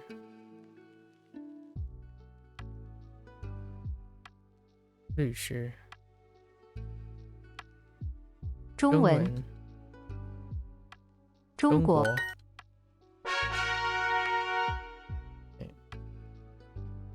鱼，鱼，鱼，鱼，鱼，鱼，鱼，鱼，鱼，鱼，鱼，鱼，鱼，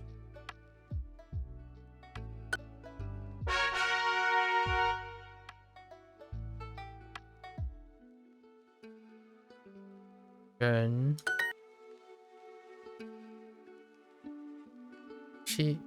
是是，人，人人，是汤，汤热，人，人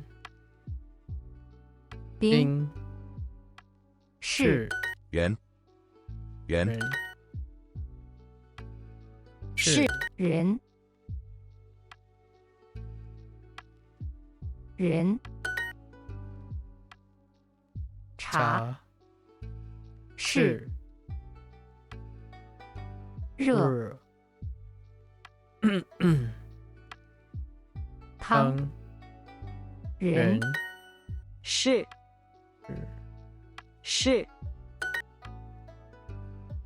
和，和人，人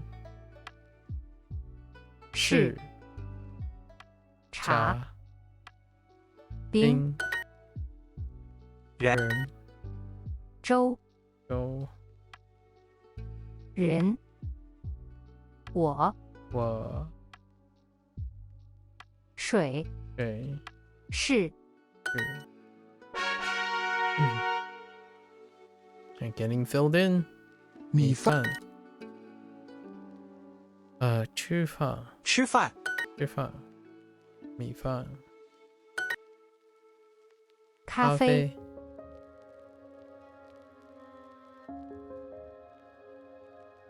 数学，饭馆，米饭，米饭，吃饭，吃饭，米饭、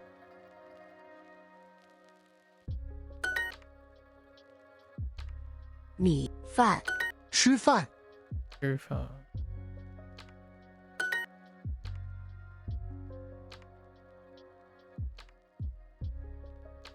旅行，旅行，超市，超市，超市，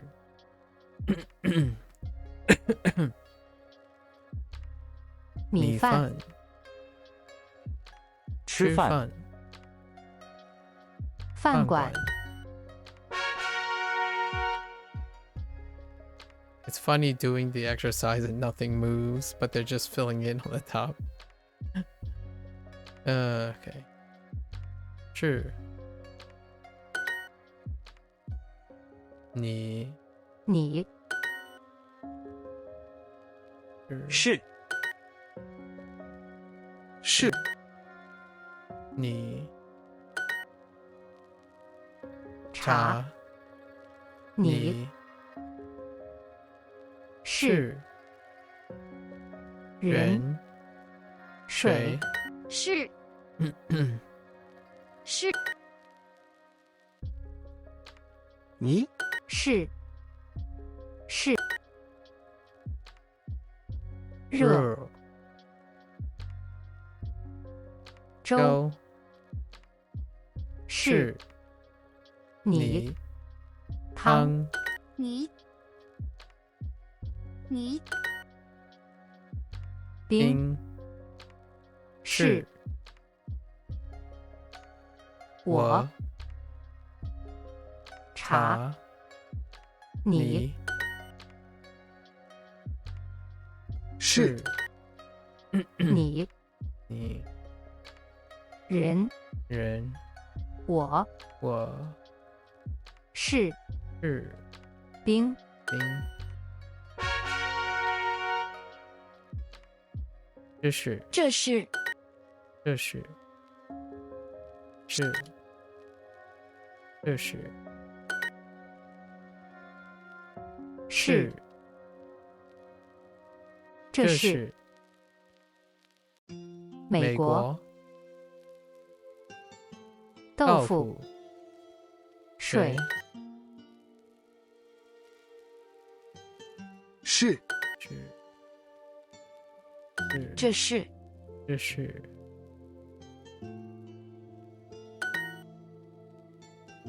这是这是是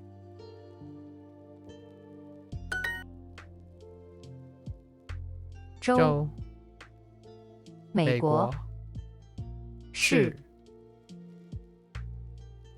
英国，这是 Did I just see Bing of Bing chilling? Yeah, it's the first. It's one of the first characters. Like they're filling in back up here. Yeah, Bing. Bing was one of the is Unit 1. What? Sure. So technically now I'm like forced to review all of them. I guess I'm getting a good review as I'm going. 我 What? 我 Even though I did that the whole time. Sure. Don't neglect the basics. 汤和我是人 我 I looked at spoilers. It's in time 2, so not far off. It's in time 2. Okay. 我 Whoa. Sure. 我 Sure. 我 Whoa. 你人我汤是是是 There's so many exercises. 和是冰我茶 我 I put in so much extra time for this stuff, and now I need to complete. 和汤是是人人我 Okay. Can I hit the last 3 there? No, no. Anytime now. Yeah, sure. 也是 Yeah, sure. No, no. 牛奶，牛奶 Yeah, sure. 英国音乐吃饭也是牛奶牛奶，牛奶，也是牛奶牛奶牛奶这是唱歌也是英国也是也是咖啡吃饭也是牛奶中国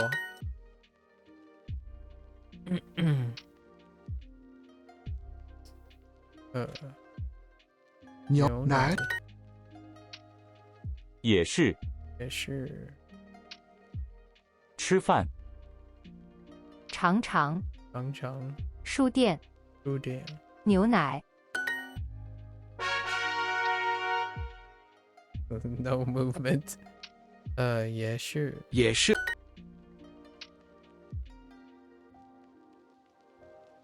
Oh. Oh. Sure. 是 Yeah, sure. 和这是也是是 A lot of practice. 音乐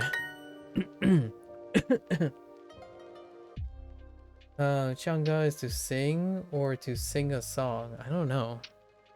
Honestly. I always thought 唱歌 was to sing. But if you say 唱歌, yeah, you know what? Both?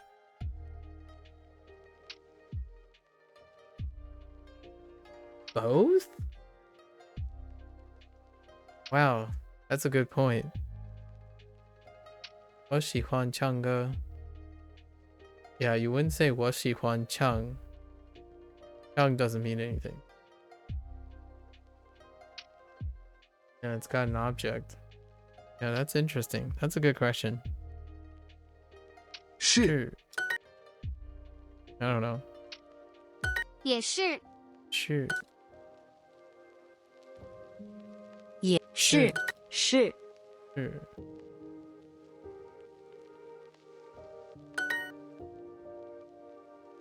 吃饭。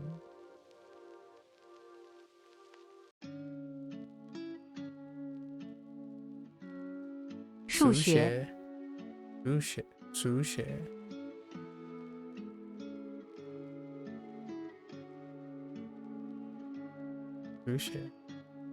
Gotta remind myself there. 冰冰的拼音也是。是 I'm shushing all over the place. We're getting lots of sure practice. I'll show you a sure. Sure, everyone. Sure. Sure. Sure it up. 天气。但是。但是 Oh, more suring. Bang. 天气天气。Oh, that made me relax a little. 天气。但是。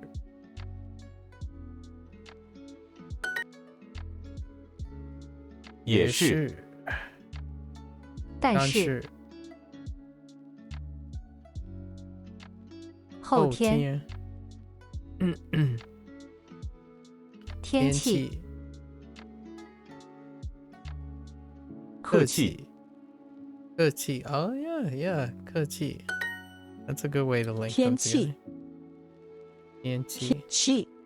天气天气。天气。但是天气天气。天气今天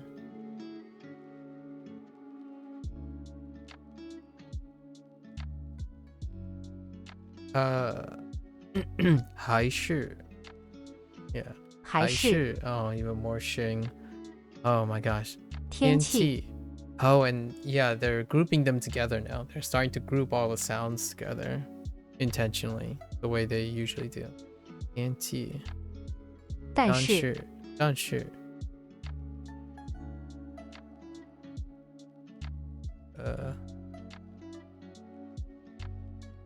客气。但是但是。但是 Kind of exhausting a little bit. 后天今天但是天气这是天气还是是今天今天明天明天天气天气但是 Yeah, we're having enough vocabulary to do that.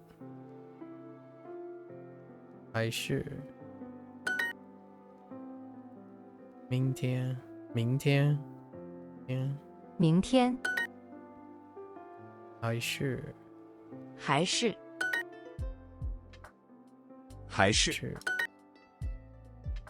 明天还是亚洲我们这里明天还是明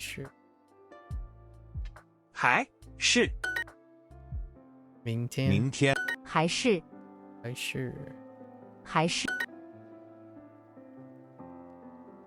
儿子明天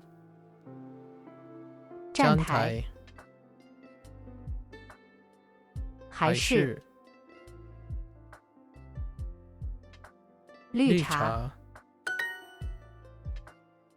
Some of this The curriculum gives Chinese 3 or 4 stuff before some Chinese 1 topics. I don't understand what you mean.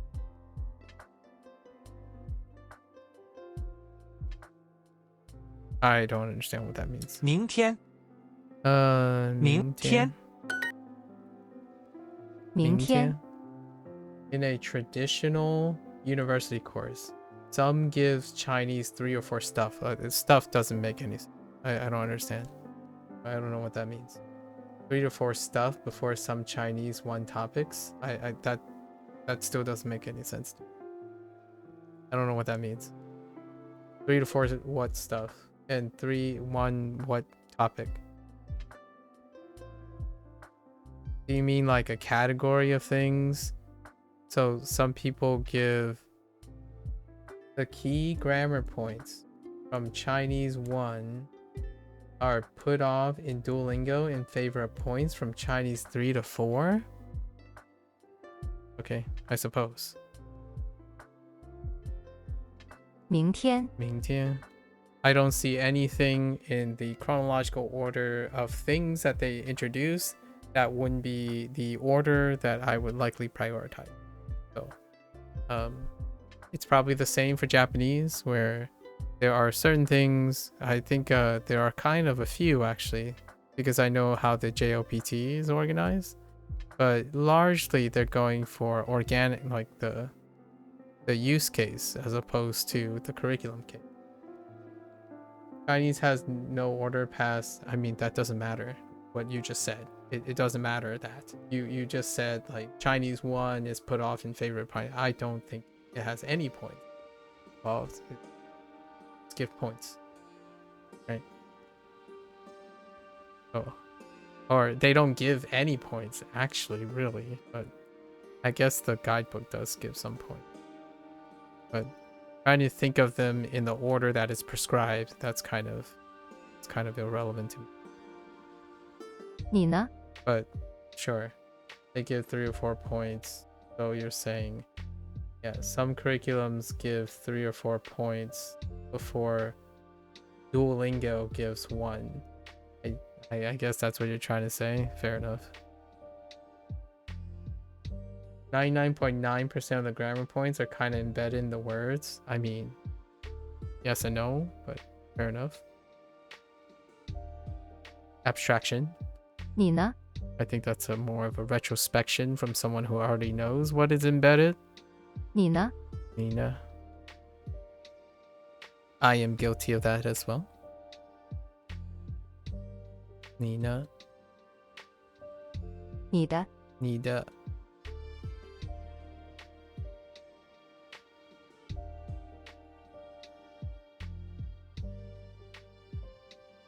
Hmm. 还是。这是。 Back to it. 还是。第二。第二。还是。还是。美国。美国。明天。明天。行李。行李。哎，哎，也是。也是。还是。也是。还是。火车。是。也是。这是。还是。对。还是。也是。也是。也是。是。还是。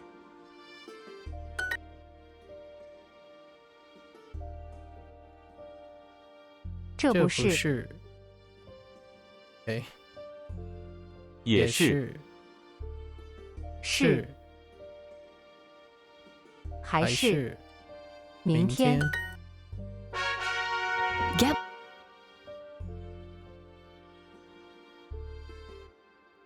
后天。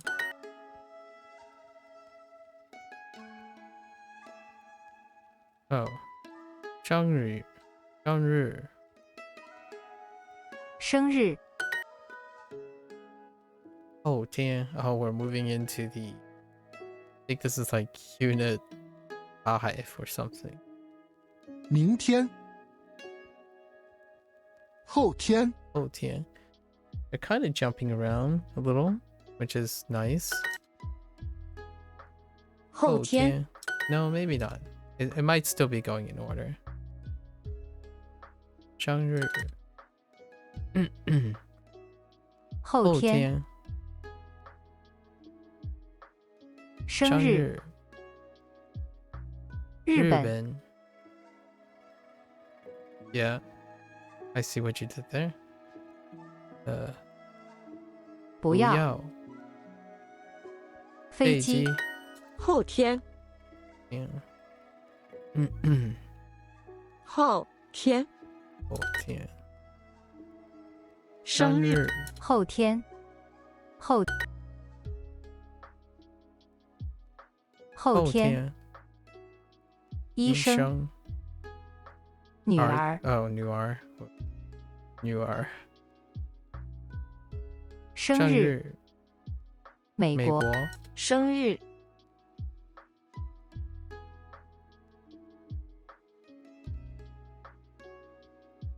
生日，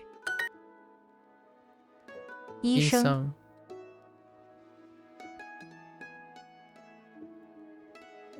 数学 wrong tone 数 oh 数学 I was thinking with different tone 后天饭馆生日后天医生生日客气音乐后天 Okay.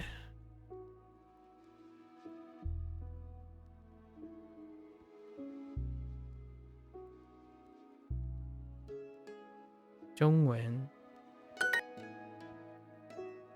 医生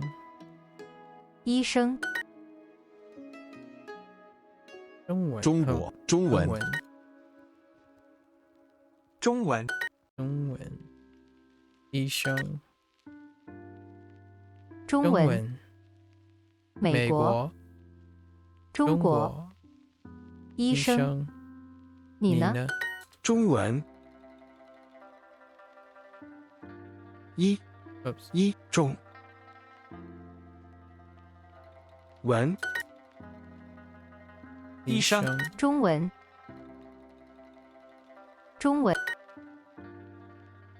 医生老师你的中文你呢医生医生豆腐医生你呢中国中文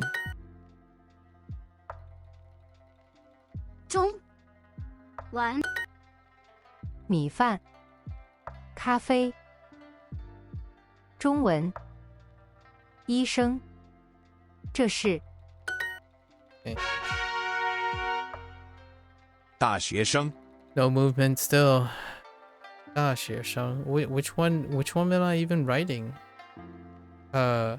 Shang. It looks like Shang.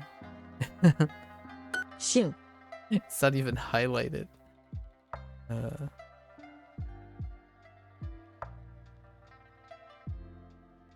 姓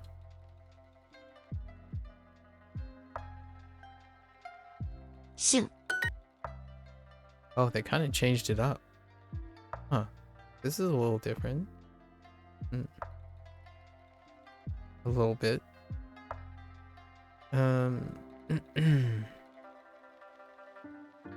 生生日，生日姓 Interesting. 姓姓课肉白白生日姓大学生大学大学学生生 These are a different combination of stuff 姓 since the last couple. 姓医生李林玛丽手机医生中学生中学生姓姓20不长不长风生日生日姓姓 Wow, that one was different. So they do like swap it up as it gets to the later units. Okay. 学生不是不是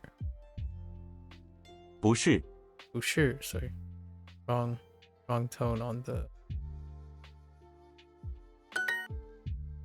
不是不是学生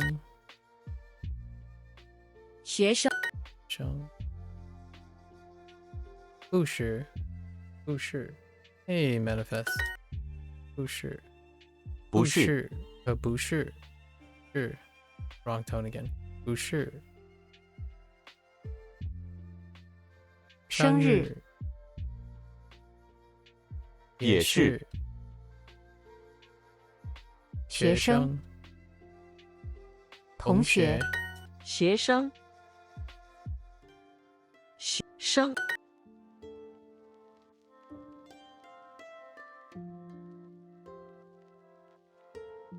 不是学生是不是学生哎不在sorry不在学生不是同学数学不是不是学生不是名字同学认识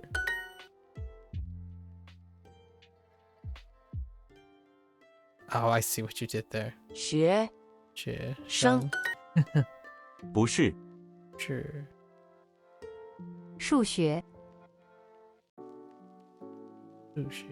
医生生认识学生 None of this has moved. I haven't gained access to these three at all, even if I tried. How many? Oh my gosh. It just doesn't feel like anything moves. Okay. I do see some of them filling in though. Oh my gosh. Oh, okay. So they do pick. It isn't in order. Sometimes they pick other things. Oh my gosh, there's just so many exercises. We'll do this for a little bit longer. It picks any random ones. 医生 But typically it leans like 医生 towards the earlier ones until they fill up. 医生学生学医生医生医生学生学生医生医生，医生，学生生学生 What a way to review though. 学生生玛丽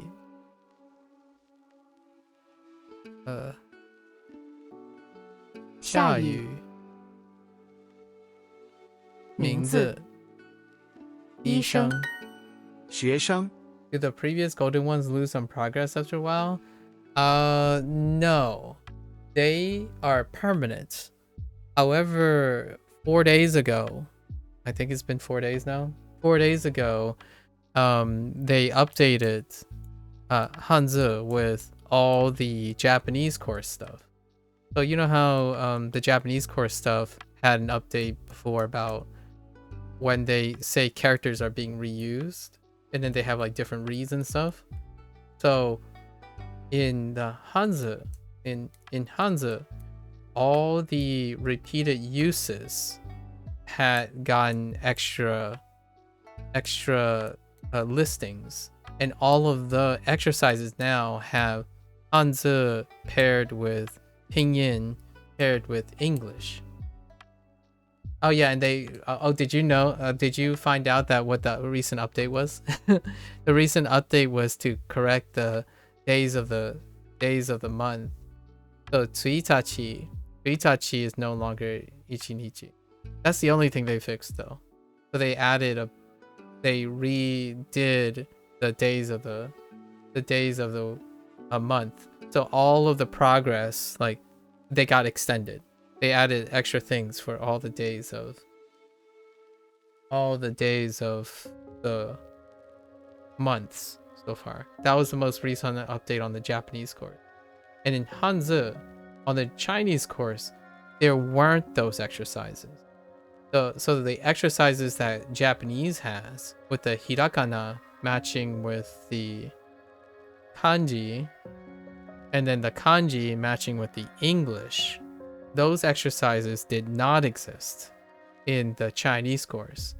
But now that they were added, it's like 4 times the volume of the Japanese course, because Hanzi has every single pairing.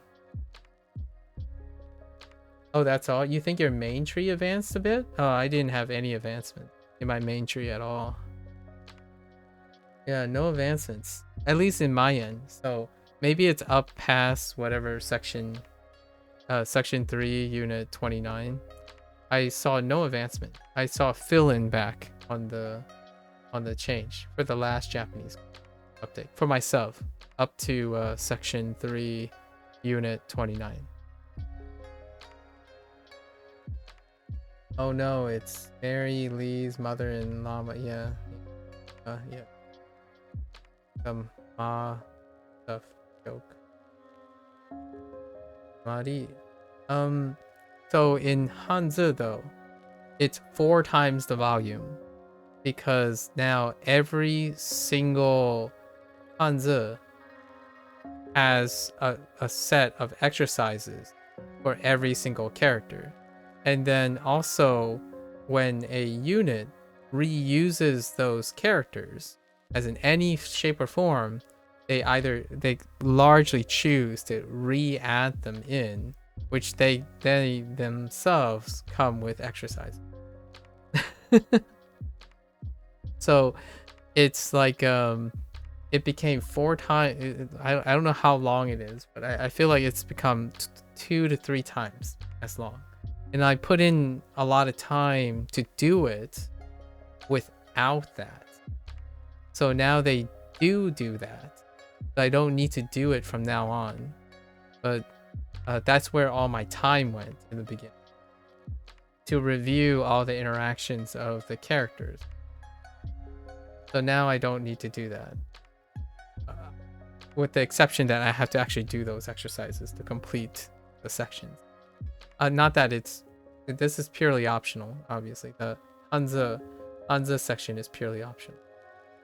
Do you also do it on mobile? No, I don't. I like that they have share sentences on the feed for mobile. They do. What do you mean by share sentences? If you're talking about like... I think I know what you mean, but... What do you mean by... Actually, let's clarify. What do you mean by share sentences? I don't think that's the particular words I would have described it, but... Let's...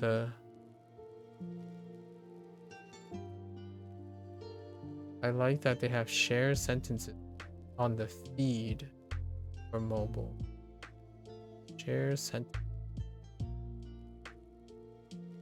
I don't do this on mobile, so I guess I don't know, actually.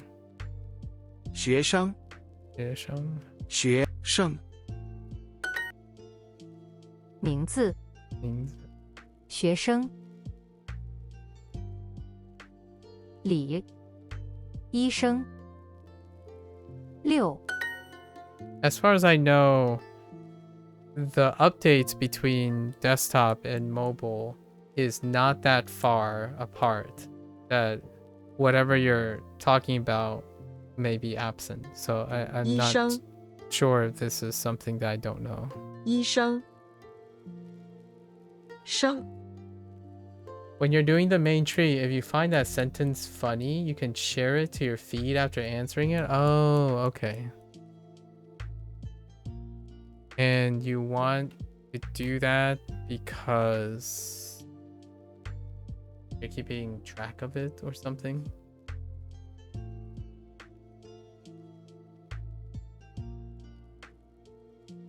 And the feed is like your account? Like, what is it feeding? Is it feeding you?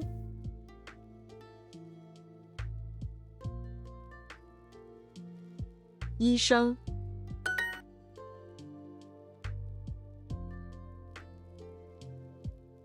Feed as in timeline? Yeah, I know, but where is the feed at? It's just attached to your account or something?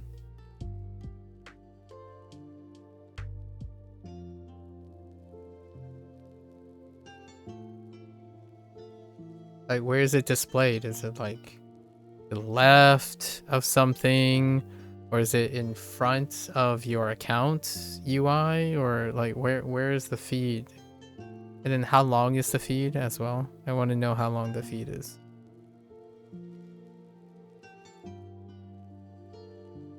And that seems like something helpful. I don't necessarily think that... I don't know where you're going with this, but it seems like a very helpful feed. 英文，英文，医生，医生。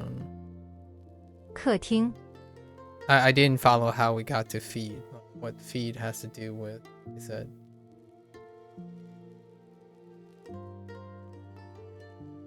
Is it like a separate thought? How would I use feed? 客厅，客厅。学生，嗯，生日，学生，学生，医生，医生。哪里？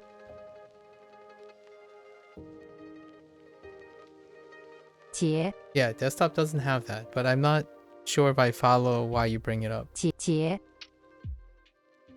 学生，生。礼物，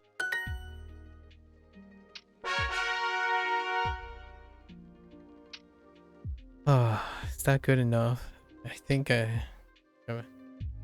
is in the bell icon. The feed is also available on desktop version, but feeds about sentences are not there. It is in the bell icon.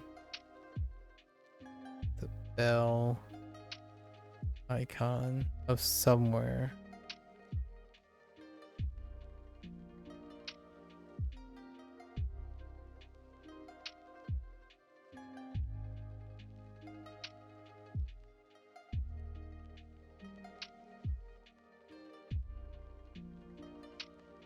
I have no idea what you're talking about.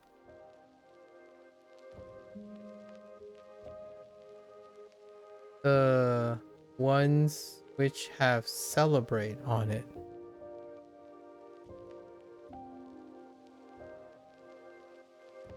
This stuff. So you mean like it has another feed on the side of your sentences or something?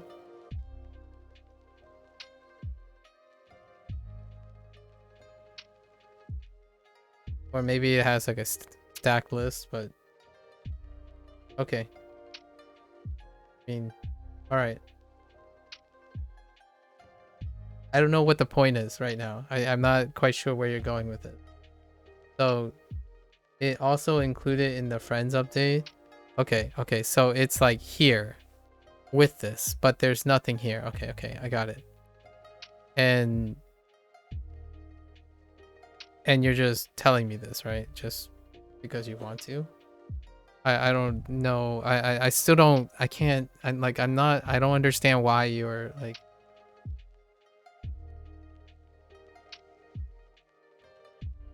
do you automatically do it or something? Like say you get a sentence and then you just click on something and it throws it onto here?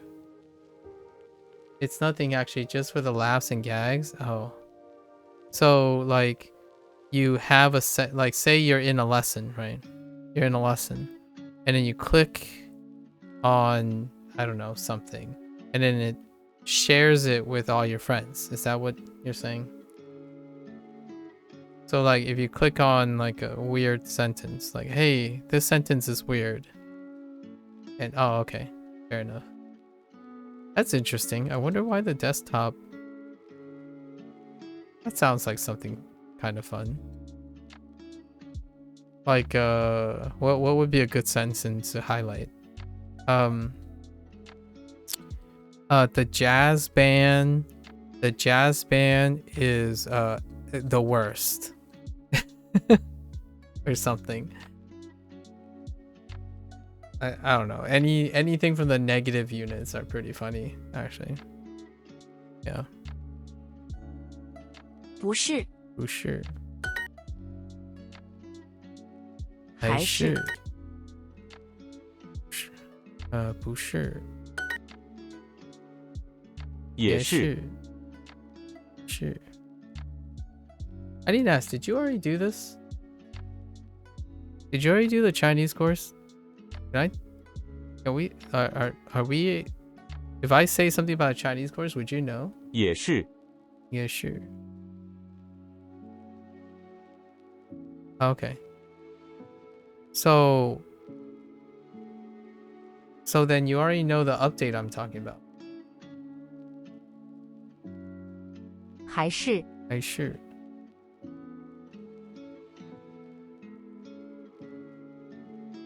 But not the Hanzi section. It's still new. Oh, okay. Okay. 不是。不是。Okay. 不。 Yeah, so this stuff is new. So exercises like this is new. Sometimes they were like, it used to be like 1 in 10 maybe, and then there was like, or not at all. It's usually like sentences. It's mostly sentences back and forth, right? Just back both directions. And now every single occurrence of specific characters have that now. So it's like it's great. At the same time, I spent a lot of time already learning all the characters in isolation and then all the characters when they're associated with each other. So I still have to do all of them, like the exercises, and before it catches up to my current one. So right now I'm getting to that. 这是 Right. So it's like the same amount of kanji volume as the Japanese course. Only in the Japanese course, the kanji doesn't, it's not like 15 average kanji per unit, and it's like another 15 repeating uses of kanji. So you're not doing like the 30 stack on 30 every time. So it could slow down the lessons. I could end up slowing down the lessons. Although I've gotten so used to taking in that volume that if I slow down, I don't think it will make that much of a difference. 还是 Like the volume I'm taking in for Hanzi is 2 to 3 times actually. I wouldn't say like it's 10 times more when it comes to this side of thing. I imagine later in section 3 or section 4. Today the section 3 unit that I did in Japanese was pretty big. It was bigger than usual when it came to like the kanji stuff. But yeah, it's like a really different pace. Or volume, I would say. Volume. The density is very high. I should. Can you write Chinese manifest? Can you write Hanzi? I'm always kind of curious how often people actually go out of their way to write things. I should. 不是 Yeah, I'm in the kanji unit where it's like 15 new characters and 15 old characters. Oh, okay. Yeah, see, that's... Yeah, it takes a really long time for Japanese to ramp up, but it feels like that. That's basically what's happened for Hanzi. It feels like it's 15 new units, 15 new characters and 15 old characters. Constantly. Over and over again. So it can be a little... safe. I'm gonna say safe. Right, they're making sure you know them, which is kind of nice. 不是 Oh, sure. 还是 I sure.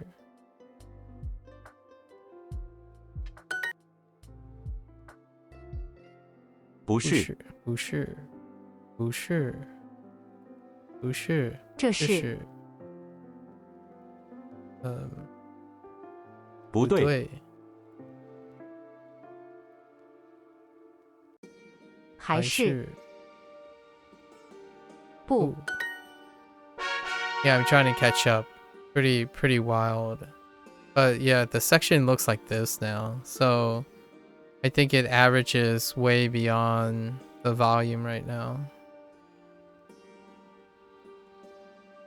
Although it's overwhelming, but I think it's helpful because it's reintroducing similar radicals from previous characters. I'm not saying it's not, and I don't think it's overwhelming. So, but it can be overwhelming to some people. I actually feel like this would be the volume that I'm juggling. I don't think things are overwhelming when you get used to them. Like, I think today's unit is the largest. Yeah. Rarely do I ever think anything is overwhelming. Where there's a will, there's a way. I would say I could probably take in this volume in 2 or 3 days if I had a plan. But much like things, you have to take time to adjust. So I'm adjusting the way I have to do things until we get caught up again, right? Yeah. It makes the Japanese side of things very complacent. It could be overwhelming when you already remember some of those old characters. I disagree. It's actually that's exactly what I'm not saying. Yeah. For others, maybe. For others, it is definitely not overwhelming. Because like I said earlier, I spent my time dissociating all the characters. So I know all these characters individually, and then I put them back together like Legos. So the thing that is going to take to do this is time. Time is probably what is gonna be needed. But old characters, regardless of where they are associated in isolation. That's what I spent most of my time doing. Pretty much the opposite of what people were doing, what you're thinking, what others would do, which is to associate it with like another word, and then. But if you don't remember some old character, it's like, thanks Duo for reminding me. Yeah, I know. That's the whole point. Like, and that's not overwhelming, right? Because you're describing something that offsets being overwhelmed.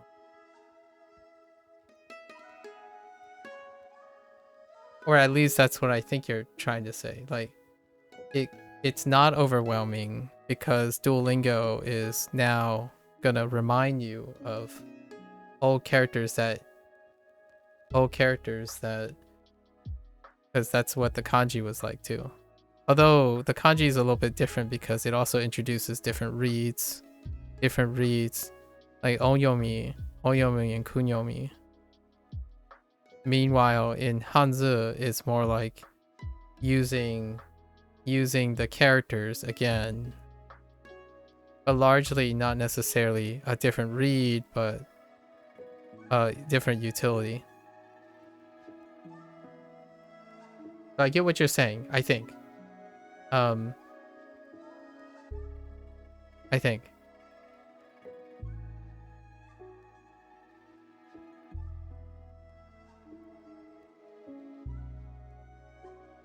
It's nice for it to review, which makes things less overwhelming. So this isn't overwhelming because they're, like, for example, reintroducing E again, like very basic ones over and over again. That's overwhelming. That's underwhelming. I don't. Okay, I think I understand. That's literally underwhelming to me. Like, what I mean is, if you're gonna repetitiously introduce something, right? Introduce something and reintroduce something. That is leveraging familiarity by extending from something familiar, right? Overwhelming would be constantly throwing new things at you.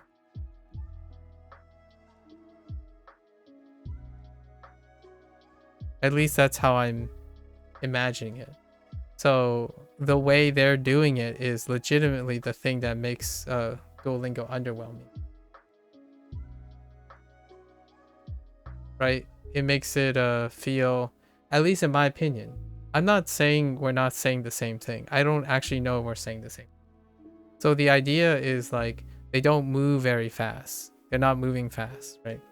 They're not moving fast, which I like. Basically, they're spending a lot of time reminding you of things so that you don't get overwhelmed. You don't get overwhelmed by new things. At least that's in my opinion. Although lots of people complain, right? Lots of people complain that it's going too slow because they spend too much time going, like, reintroducing and making sure that you know all the characters along the way. Hanzi also has like guidelines where you can ballpark the pronunciation of some characters. Yeah, I think that to me is not attractive to me. It's also kind of like when someone asks me about onyomi, when to use they keep complaining about, or they keep citing that, oh yeah, it's crazy, I don't know when to use onyomi and kunyomi. So instead, my only retort to that is I can't really relate, because exactly what Manifest said, exactly what Manifest highlighted about reusing words, the way they structured it is that they gave you so much time to not become overwhelmed by Oyomi and Kunyomi. And then because how they're doing it this way, you're also not overwhelmed by Hanzi reads, like Hanzi pronunciations, because you get reiterated a lot onto it. So you just get really, really used to it, and you kind of end up feeling out the sounds as it gets like repeated a lot. So I wouldn't be concerned with pronunciation or guessing the. Keep in mind, I approach Japanese from a Chinese mindset and knowledge base. I do too.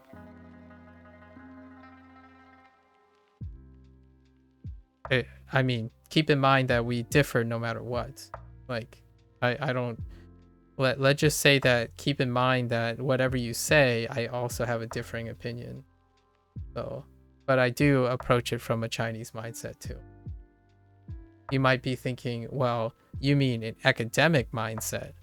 Like you're trying to deconstruct things based on patterns and you're hyper focused on grammar and all that stuff, right?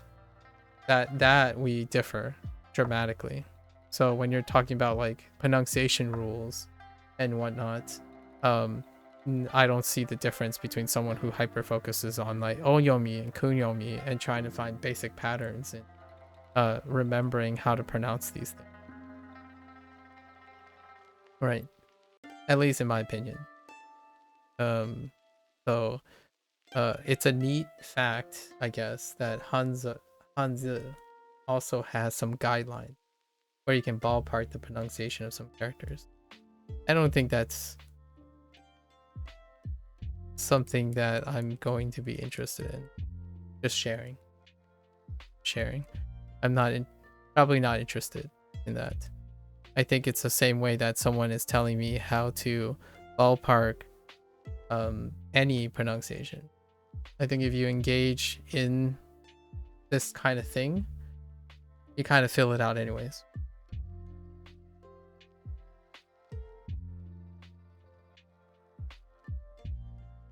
It is kind of neat. Like, what is it? Like when you do things like this, right? And then this.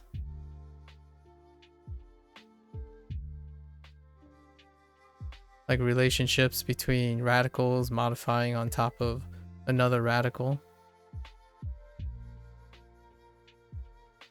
Your phone died? Hello there, Jack. I'm ending my session, obviously. We're now just chilling and talking about I guess this would be like the closing observations and stuff.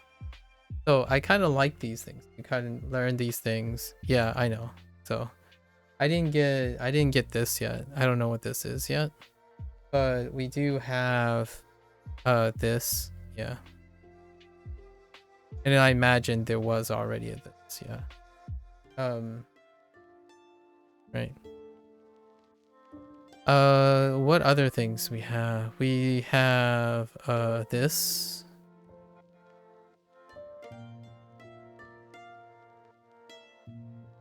Versus this.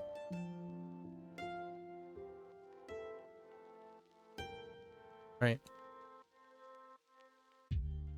So you can see a lot of that after like working on individually dissociating these and then writing them and then knowing them.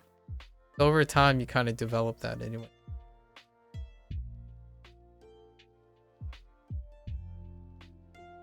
Yes, I know. River, okay. River, huh? What? Oh, it's still what? What? Fair enough. There are a few others, like, so far that has occurred. This. And this, right?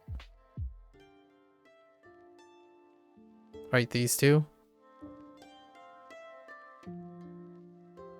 So yeah, I spent quite a lot of time already doing this stuff, but now this stuff really makes it easier to compare.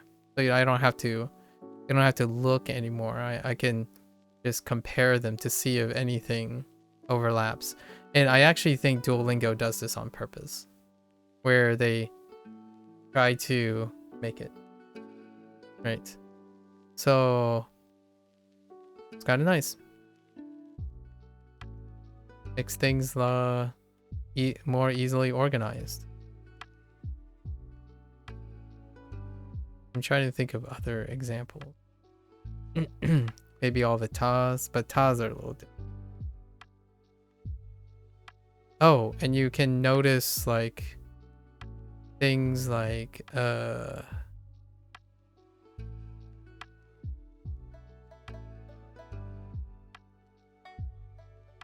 this,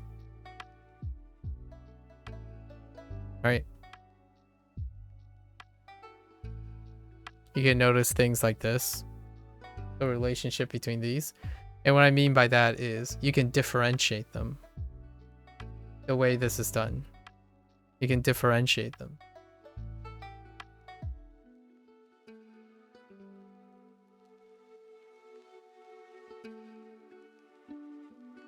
And it's not a coincidence, by the way. If you think about, look at it, like they're both in the same unit. I actually think Duolingo does this on purpose, and they also do this in the Japanese course too.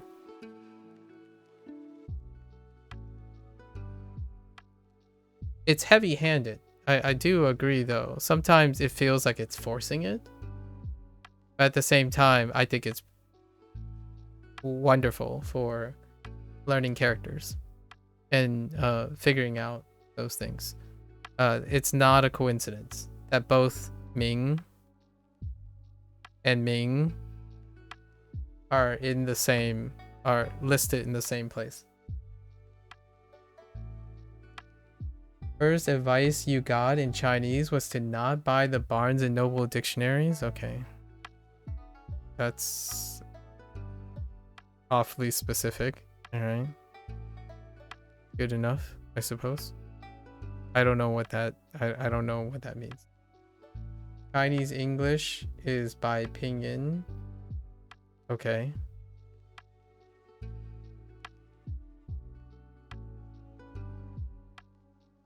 Okay. If you're suggesting that my example here, you can't differentiate between them. You can't differentiate between them. That is kind of true in a dictionary sense, I suppose. But your friend is probably assuming that they're just talking about the thing they care about, which is the representation of it. But a dictionary includes definitions. You can't look up a Hanzi easily? I mean, that's fine. That's not what the dictionary is for, so... I mean, that's not what that Barnes and Noble dictionary is for. It's kind of weird that... I find it a little bit interesting that someone recommends something and then use the criticism for not buying it as what it doesn't do. Interesting. So don't buy the Barnes and Noble dictionary because it uses pinyin, and then they cite the exact thing that they know the dictionary doesn't do. The Barnes and Noble dictionary. Like, okay. I suppose. Yeah, I'm sure they're next to each other. Yeah, I'm sure they're next to each other because of the alphabet, right? It's alphabetical, probably.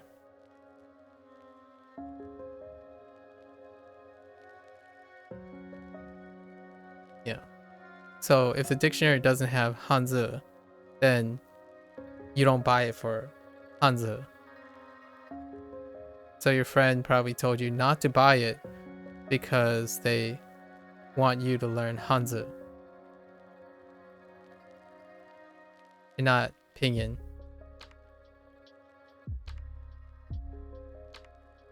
Got it. I like both, so I'm doing both. The reason why I picked up this example is because it's interesting that they're both Ming. They're both Ming. And then I'm learning Hanzi at the same time. I think there was a Hanzi to pinyin section for a double lookup. Oh, okay. Because I like this. I like that. I think it's interesting that you can appreciate how you can appreciate Hanzi because you know that the pinyin would come up with the same thing.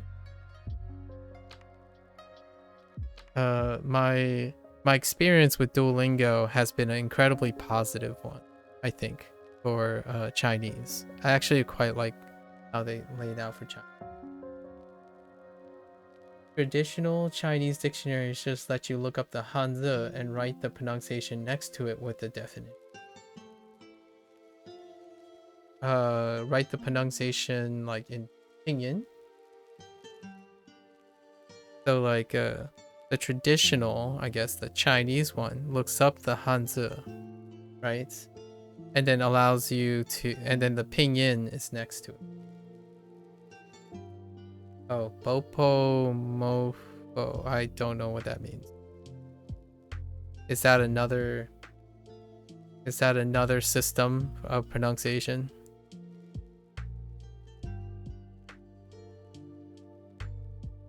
It's like katakana? Okay. So you're saying to me that the traditional Chinese requires that you know Hanzi to look up, and you also need to know a separate system as well. So all that tells me is that the traditional dictionary requires that you learn 2 writing systems to use the dictionary, as opposed to 1.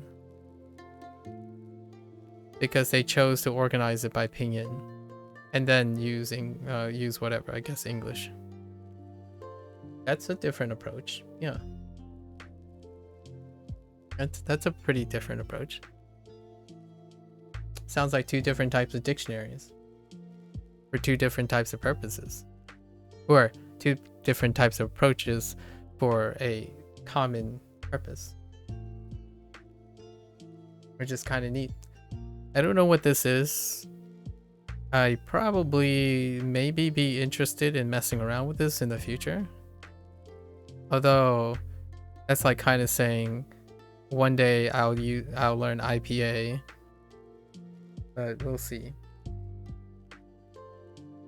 We'll see. It's interesting. Would I want to learn 3 systems at once? Nah, I wouldn't. I think 2 systems is good enough for me right now. Like Hanzi and pinyin has been very rewarding. Mopo Mofo is like 2 characters where its initial volume plus ending with a tone marker could send you your study plan. For what? I don't need a study plan. You mean like the same way pinyin does it, where it takes an initial and a final, puts it together with a tone marker?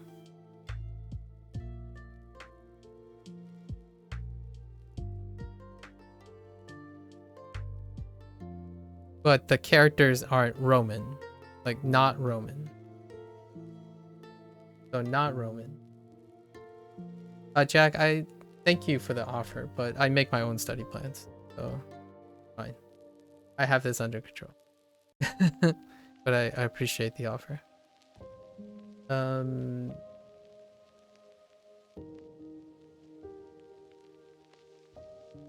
I'm not sure how to say it, but like the order in which you do things.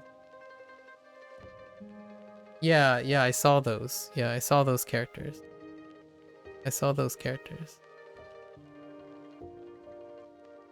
I'm not sure how to say it, but like the order in which you do things. Right, study plan. The order in which you do things. I think that's I think that's something that I determine myself.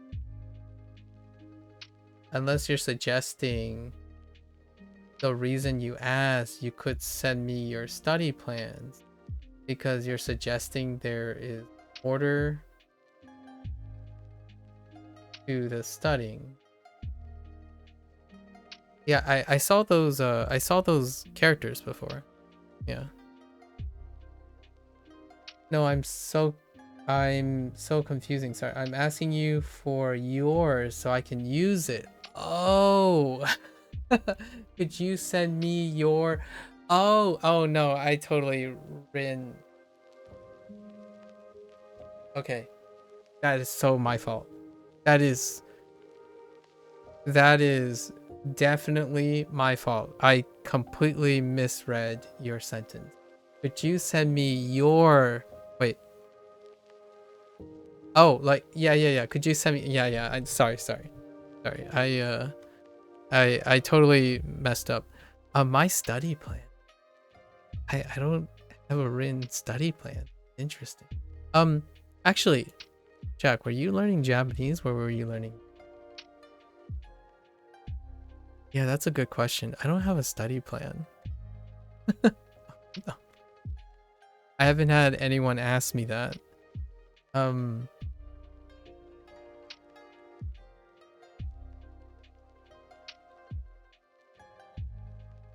We can compare notes.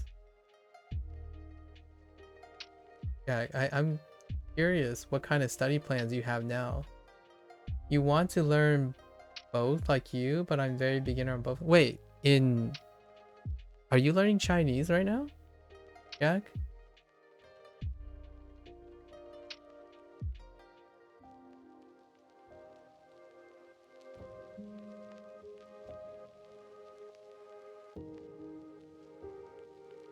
Or were you learning Japanese?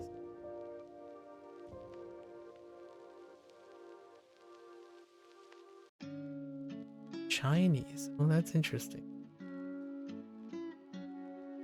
Okay, here's the deal, right? I haven't written anything down, so I don't actually even know what that plan looks like. I do kind of have a pseudo plan around Duolingo though. You know more Japanese, still a little though. Huh. Give me a few weeks, or give me like a week or two. I haven't ever decided to write anything down. I think the only time I've ever written anything down when it comes to study plans as like to inspire something from others is when I'm talking about it at the beginning of every stream.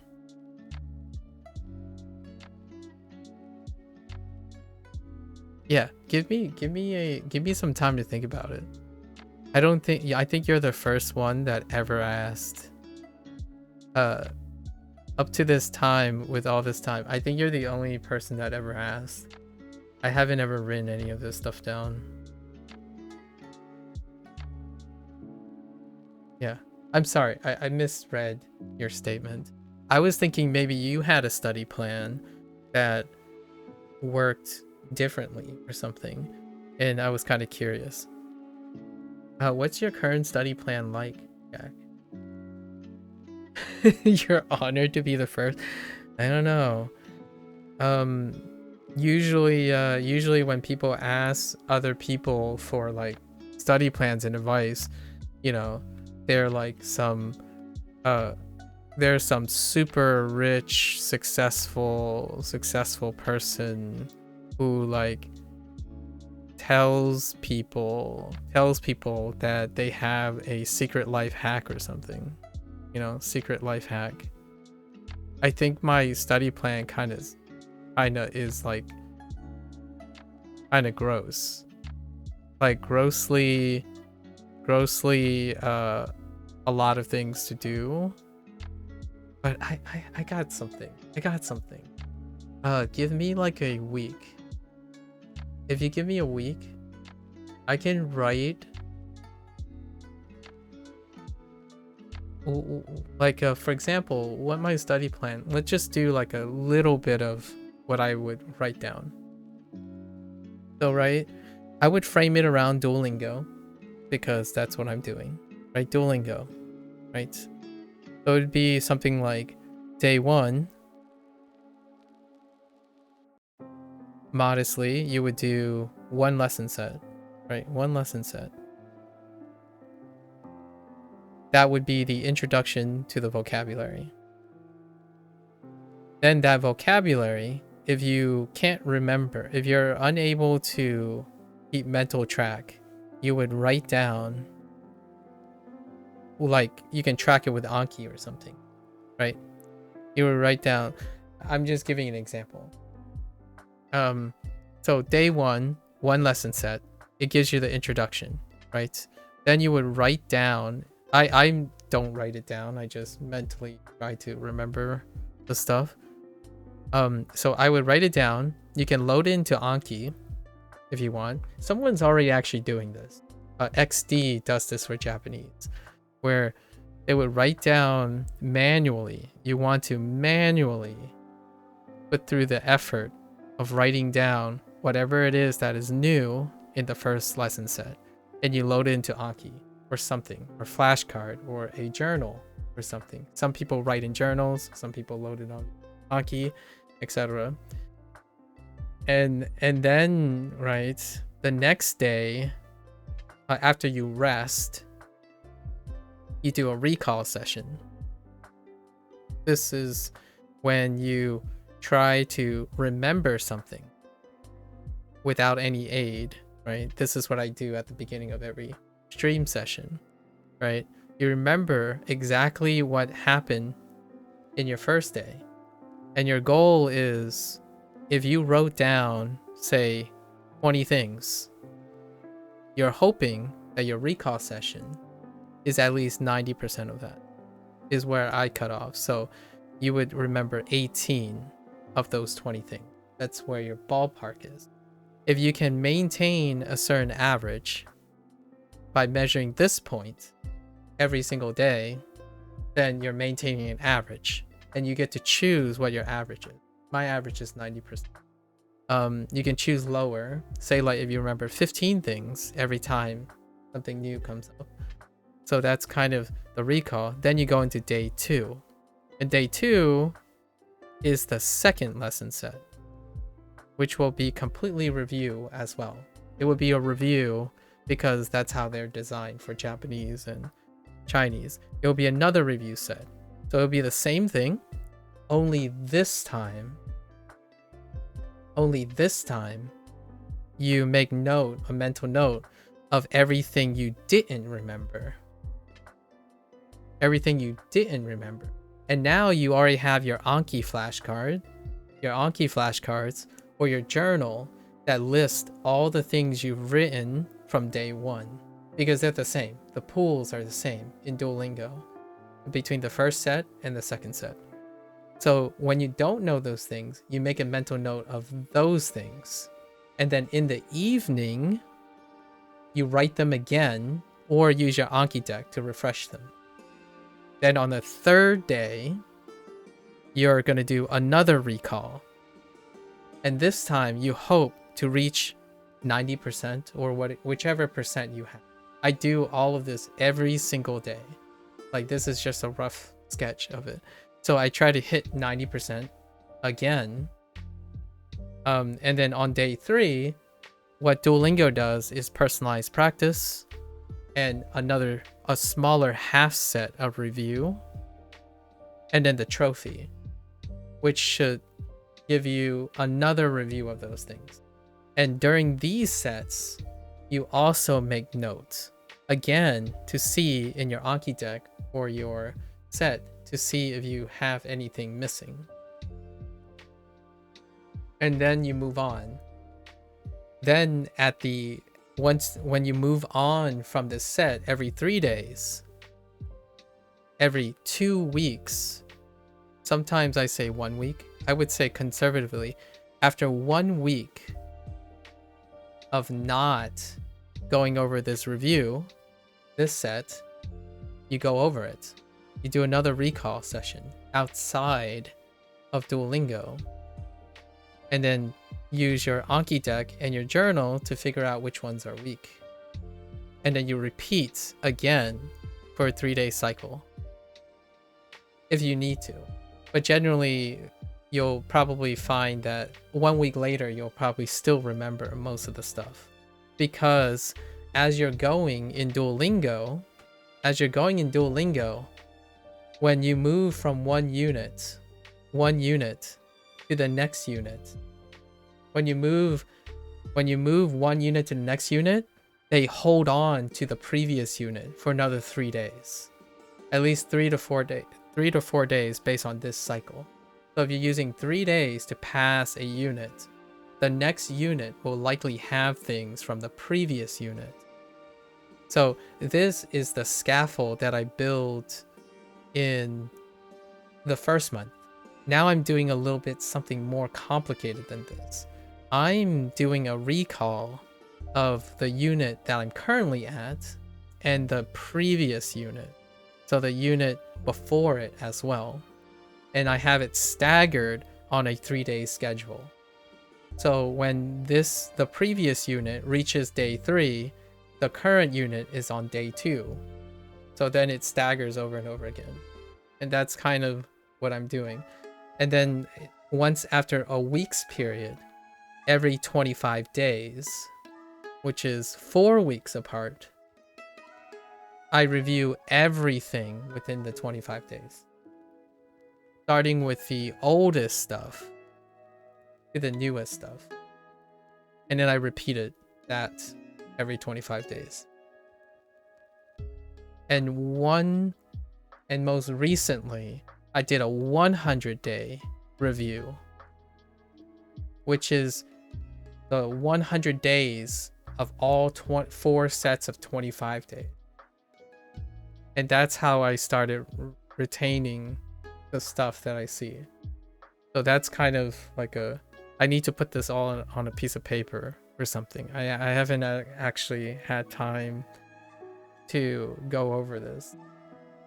That's the thing though. I don't really have one right now, and watching you is making me want to dedicate more time to this because I really am passionate about language learning. All right. Give me a week. I think give me a week. The reason why is seeing a lesson plan like this, right? Just as a last statement, seeing a lesson plan like this, it doesn't, to me, for me, it doesn't explain why you do this or why did I choose to do this. Oftentimes, when you're buying a product, right? When you're buying someone's plans, you see what they do. However, oftentimes they don't tell you what they're thinking. Like, why did I choose to review this now? Why am I choosing 90%? And what am I thinking about in each day, right? My focus for each day is different. Day 1, I'm looking for novelty. So I focus on story building. Day 2, I am now focusing on recalling, right? On the things I'm missing. And day 3 is based on reviewing, because day 3 is your end wrap up. It's the one where you should be at a point where all this stuff, you're just plugging up simple stuff, right? And then when you go back and do the other cycles 1 week, there are other different things to focus on, right? And over time, you kind of get a feel of, oh yeah, this part needs more time, this part doesn't. So what's also important about a lesson plan, in my opinion, a study plan, is that the person who's providing the study plan, they're also giving you guidelines or like something that if some part of the plan fails, or like, hey, by now you should feel comfortable in doing something like this. It should feel like this, or it should feel like that. If it doesn't, try to ask yourself something and how you would change it. So a lesson plan, in my opinion, is only as effective as how they can get the other person to change it and tailor it to their benefit. As in, if I gave you a rigid lesson plan, like, oh, follow this and you will be successful, that to me is one of the worst approaches. I'm not going to even hold back on that one. It is incredibly arrogant, in my opinion, and so foolhardy. Like, okay, I'll take it back. It's a little strong of a statement. I think it is very, very foolish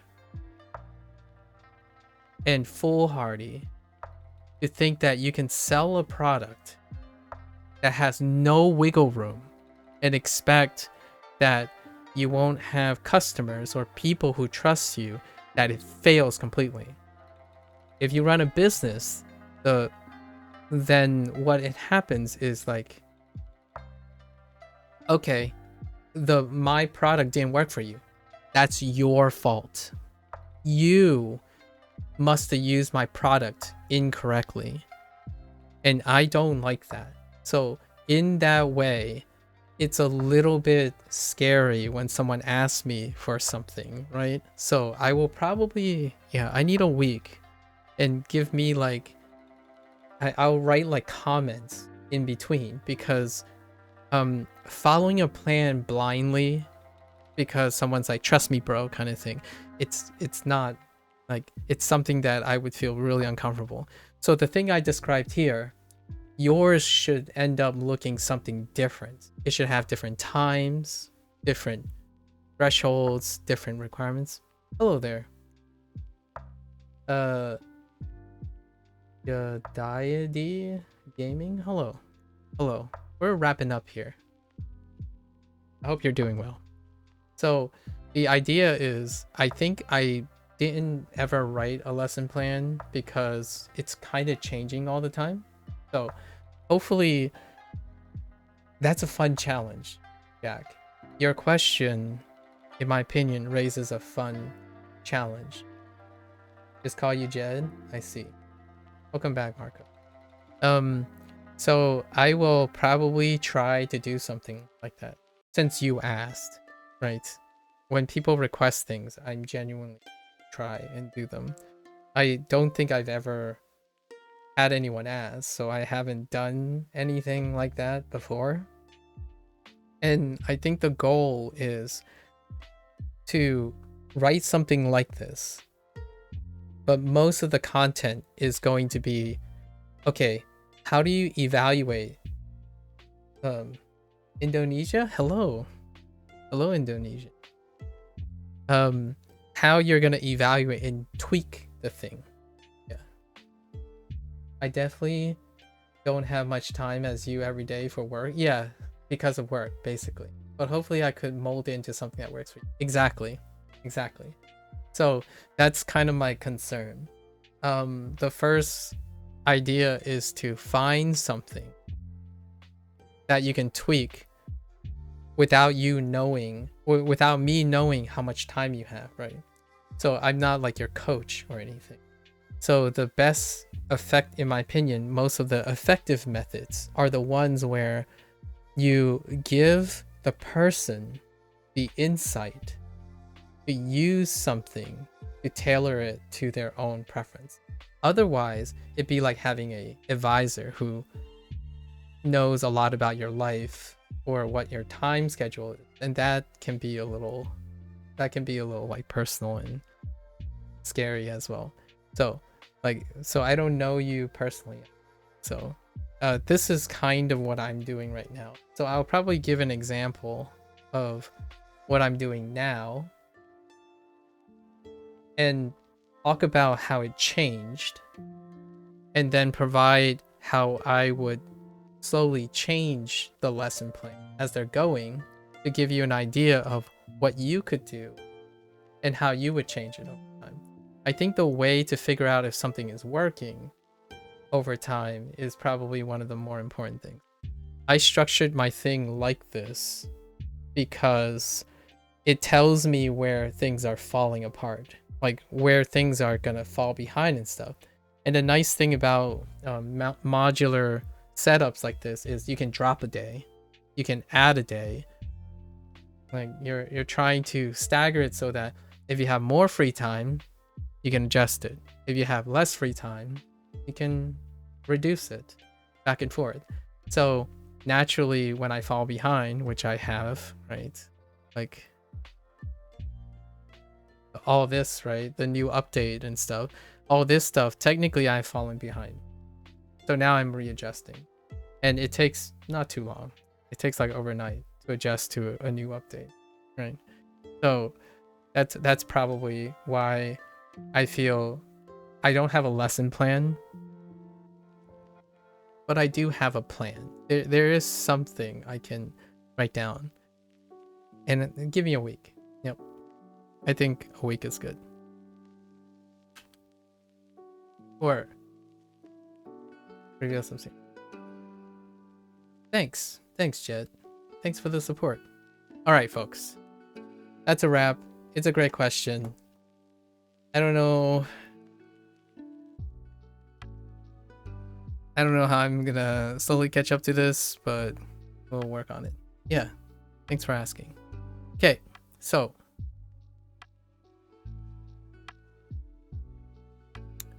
have fun learning, I suppose. Keep on working on study plans. I like working on study plans. We should set some time aside for... Thank you, Jed. We should set some time. Maybe we can do like something special for the review next for Chinese, right? For Chinese is in another 10 days. 10 to 13 days is when I do the next review, 25-day review for Chinese. I'm expecting that I get 3 days of super soon. Oh, actually, Chinese will be in 10 days, but Japanese review is going to be in 8 days, because at day 150 I'm expecting to get 3 days of super, which happened every 50 days. So if that's the case, the review is going to be on day 154, and I think we can use day 154. I can prepare the stuff that we talked about today for 154 as a review, and I'll send you something that's written a bit better, and I'll probably go over that and make it like the thing that we do about it. Like what is the study plan? How my study plan compares with others, something like that. That would be like the extra bonus section when I'm done reviewing, right? I think it's way more involved than other people would like. I don't sit here and spend a lot of time planning this out. You kind of start somewhere and you adjust it and you keep adjusting it. So after 145 days, the plan ends up looking like in general. Day one, for example, my day one, the plan was I use Duolingo as long as I stay focused. That's where it all started. So I didn't know what I was doing, or I didn't want to go in with a plan. So I basically got on Duolingo, start my stream. I used the Duolingo for as long until my voice box like start getting harsh. Then I turn off the stream. After 7 days, I figured out what my retention is, like certain things that I read out, and then I start forming a plan. And then after 145 days, this is what my study plan looks like now. So it started with basically just doing it. And I feel that's something that many people might want to try someday, with something like not your job, basically something like a hobby, because being able to develop study plans and being able to measure and accurately plan things, it can be difficult if you don't do it at all and you're getting that from someone else, right? So the last thing I want anyone to do for anyone is, this is going to sound very cliche, I want to encourage people to make plans by sharing my plans, not encourage people to become dependent on someone else's plans, like my plans, because I don't believe that that will help someone solve problems and critically think. So that's why I don't like sell things and sell advice and whatnot.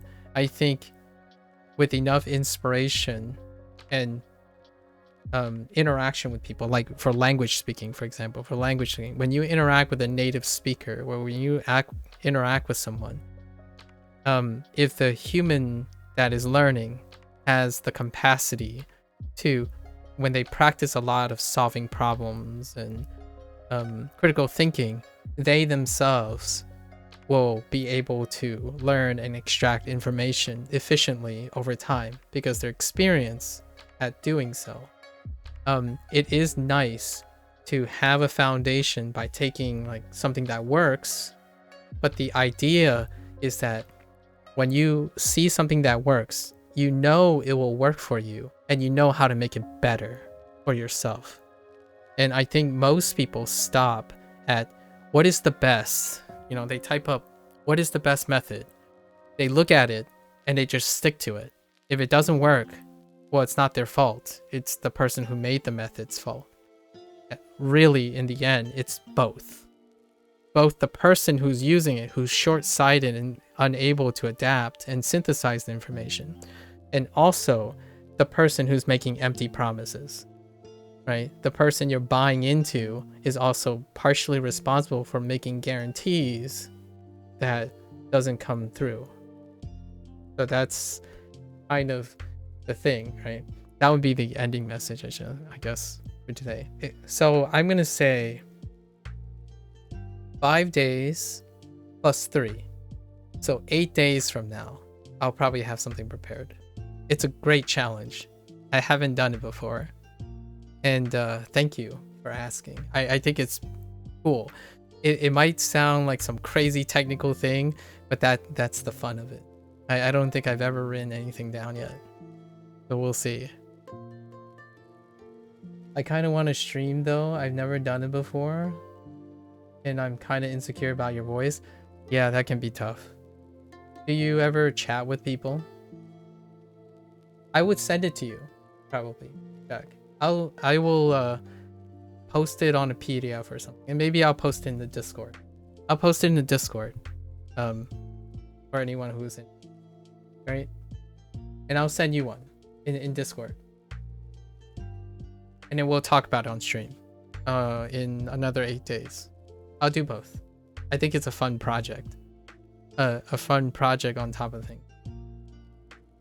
And the thing about streaming and Insecure, do you voice chat with anyone? I think if you spend time like in a chat room of some sort while you're playing or studying, that can help. That's one of the kind of activities that may help with getting comfortable with talking and interacting with people. Obviously, streaming is a really big leap if you are already experiencing communication insecurities. Your friends are the only ones I really voice chat with. I think that's a great start.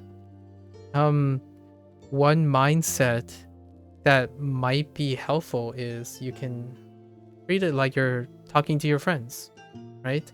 Of course, you'll have other people who join in, and you might have to find ways to encounter like that, right? You can prepare statements and stuff. Say, hey guys, like I usually talk with friends. If you have questions, I'd be happy to answer them, right? However, don't be aware that I'm a little, I'm working on it, I'm practicing. That kind of thing is kind of helpful to prepare in advance. However, generally streaming can be something like imagining chatting with friends, that kind of thing. I talked about, I've encountered a lot of people with kind of thing before, so it's not that you should, I'm not telling you what you should or should do to prep for streaming, but it could help with if you really want to talk, to like learn to practice and talk. Generally speaking, like output and speaking, it's very difficult if you choose not to do it, or integrate it into your daily lives. I think the reason I'm so insecure is because every time I'm in public lobby on any game said I sounded drunk. I don't see how I did that.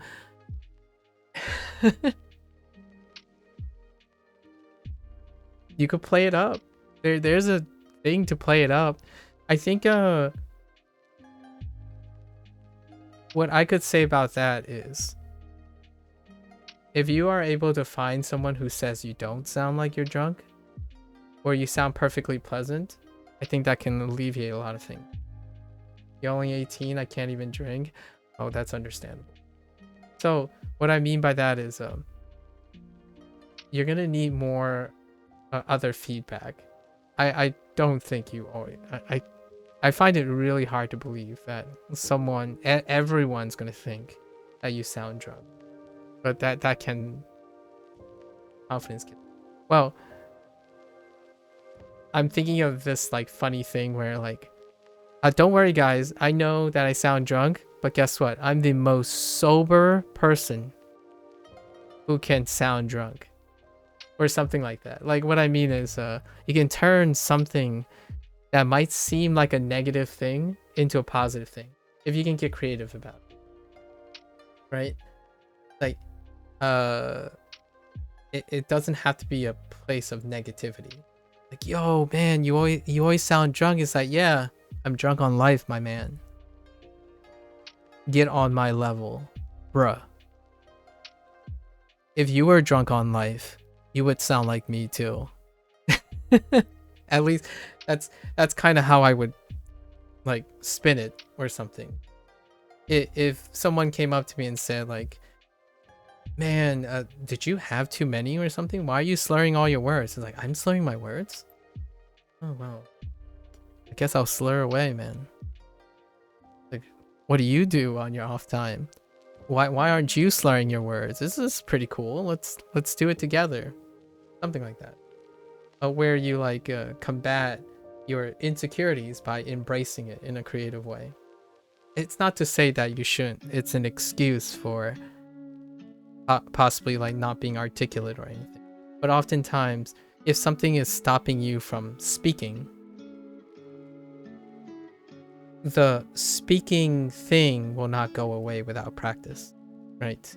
So if there are people around you that you're constantly surrounded that's making you not want to speak, like use your voice and whatnot, rarely does that problem or insecurity goes away without it, right? It's kind of like when people yell at me and say, oh, you're never gonna sound native if you never interact with a native Japanese speaker.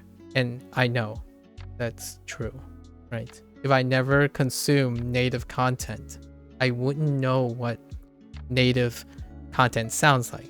There's always a very slim, astronomical, small statistical chance that by coincidence, my tendencies reflect a native speaker. That is astronomically a poor gambling approach. However, other things, it translates to other things. In order to speak, one has to find some comfort in speaking in general. Now, I don't even have a speech impediment or anything. I honestly have no idea what they all say. Then prove them wrong. You know, prove them wrong. Or not really prove them wrong, but show them that it's cool, or show them you know, something passionate about the way you sound. I think one of the things that gives other people's criticism power is that you don't believe it yourself. So, right, like if you're telling me that you don't have a speech impediment and you're telling me that honestly you have no idea, then show them that they have no idea, right? If you're happy and secure about the way you sound, then over time people won't question it, right? I think you're likely to get more comments about how you sound because they know they can ruffle your feathers, as in they can imbue insecurity. But if you're confidently speaking, I like to believe that eventually people around them say, nah, that's just the way he sounds. Like, I mean, he kind of sounds happy and cool, right? He seems very secure about the way he sounds. So then the whole like insecure drunk sound, like I'm assuming that's what they're going for. Like, oh dude, you sound so insecure and drunk. It could end up being, man, dude, you sound like an incredibly confident drunk, right? And then it's like, dude, your speech pattern is weird, but I like it. I like this kid's attitude, that kind of thing. It's not to be like too arrogant or prideful, like that's a careful thing. But if you are already insecure about your voice, it can be very difficult to convince other people that there's nothing wrong with your voice. So I honestly think that if that's what you believe, show them. Show people that, right? And it's kind of a mix of try not to care too much about what other people say about things that may not be true to you, while at the same time keep it in mind because you can leverage that. If everyone says you're drunk, then I would play it up. I would do something that says like, well, a drunk person can't just nail you in the head in a competitive PvP game, can they? Or something like that. You know, a drunk person can't say this tongue twister without, you know, without a lot of problems.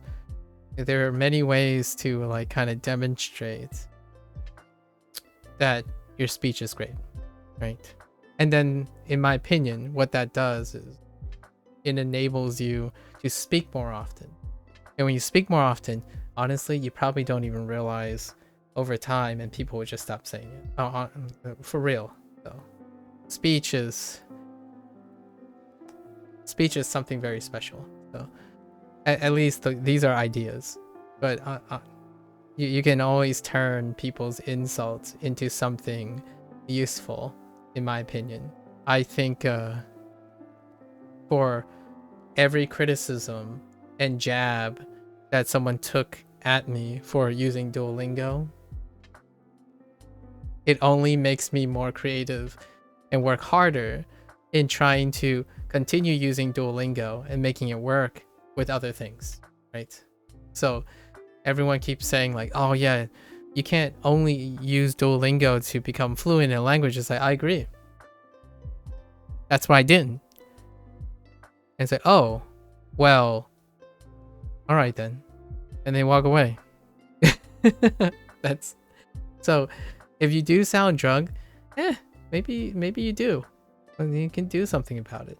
Or you can, you can be creative about it. You might not even need to get rid of being the way you sound. You can make it into something that's special to you, right? It's being creative about it. I think, at least in my opinion. I think if anything else, if you are insecure, you're rarely going to be able to change your circumstance, right? If you avoid something, that circumstance doesn't change. It often stays the same, hopefully. If not, it gets worse. So, I would take that with a grain of salt.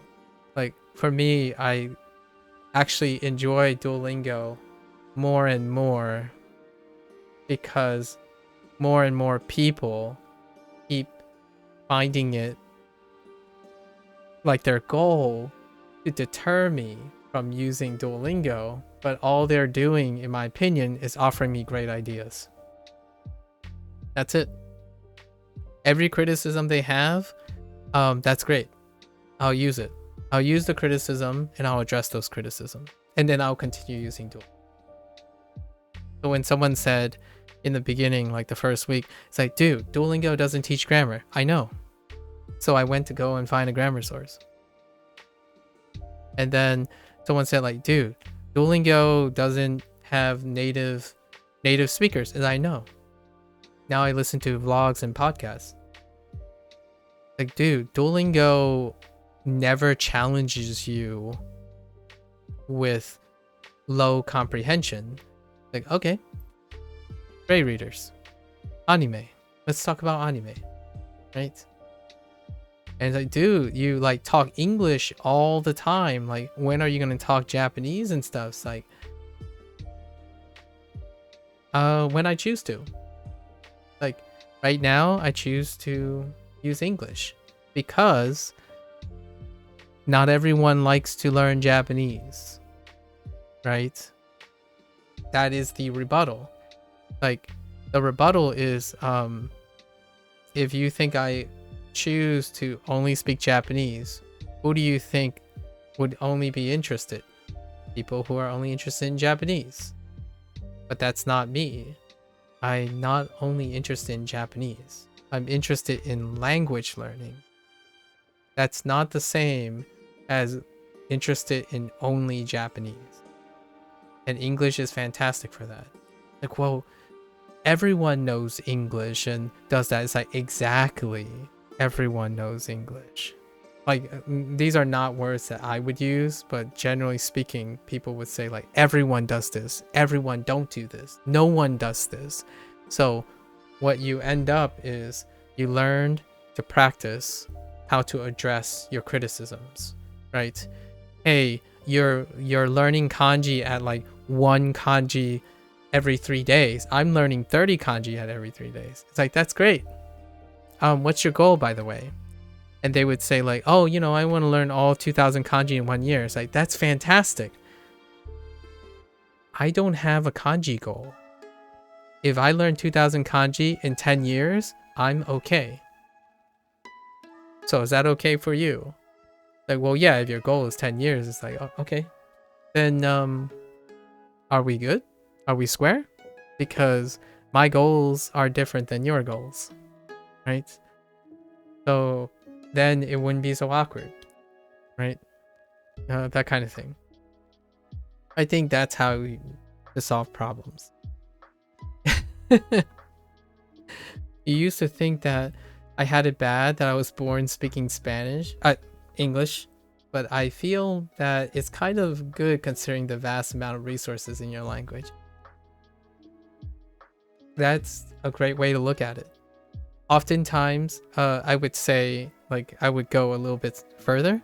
If I was born to speak any language, and like any language whatsoever, the one thing that I wouldn't give up is not what language I start with or what kind of voice I start with. It's being born with an inability to solve problems and critically think about things, right? Because regardless of your circumstances, oftentimes when you have the ability to problem solve and critically think, regardless of your circumstances, you can make it work. So I think that's a superpower, in my opinion. This is going to sound really like cringe.